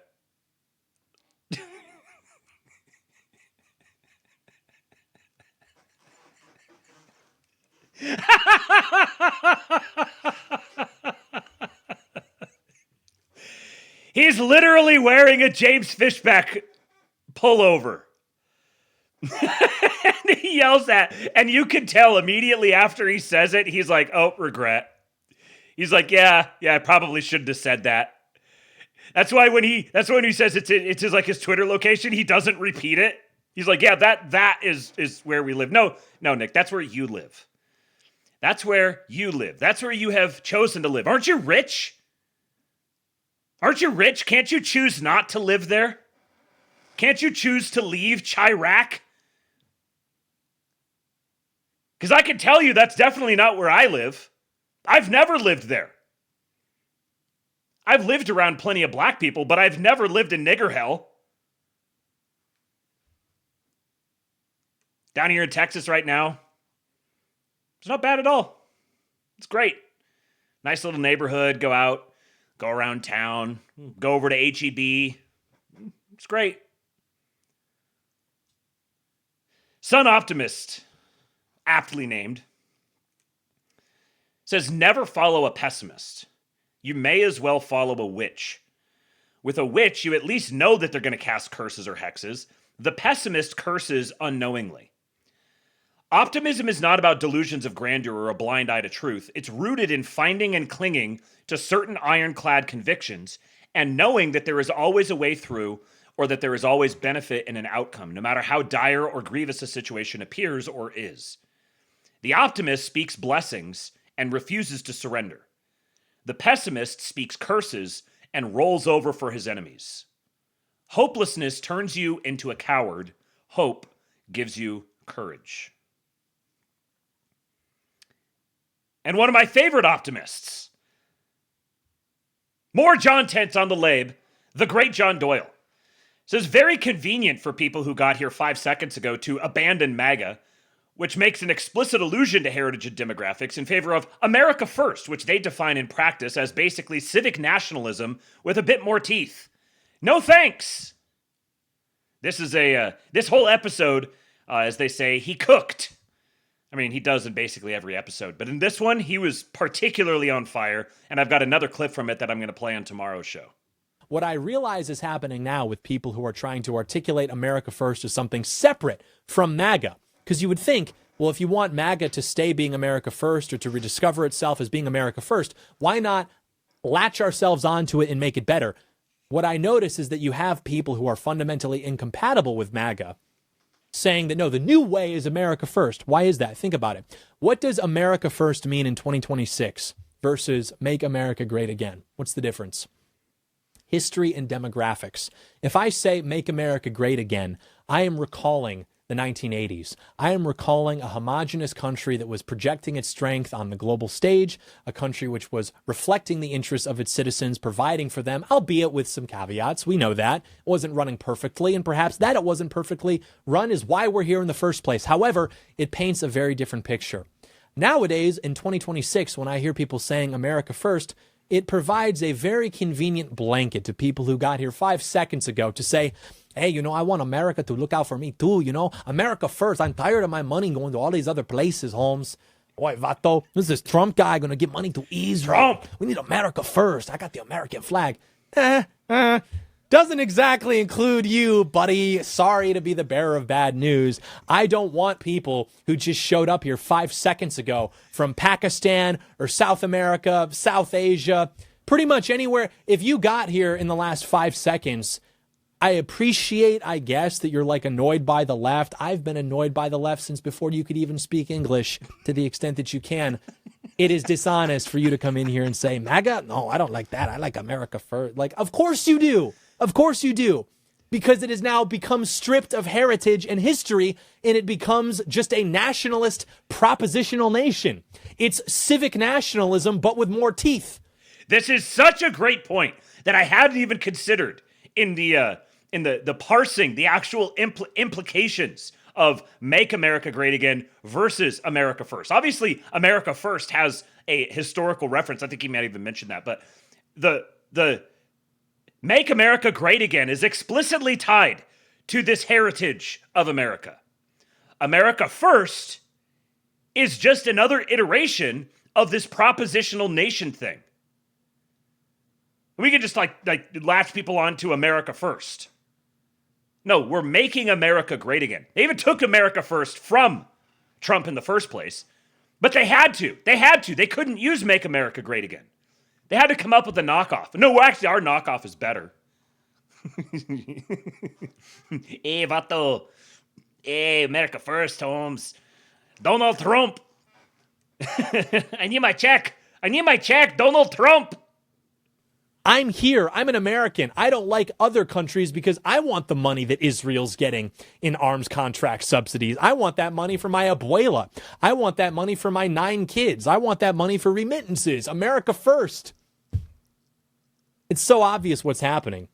Nobody who is ever seriously a part of MAGA. It wasn't totally, that connection wasn't totally obvious to me. So good for me that I am a very satisfied baby bird. I'm a loyal doy boy. Where my doy-am?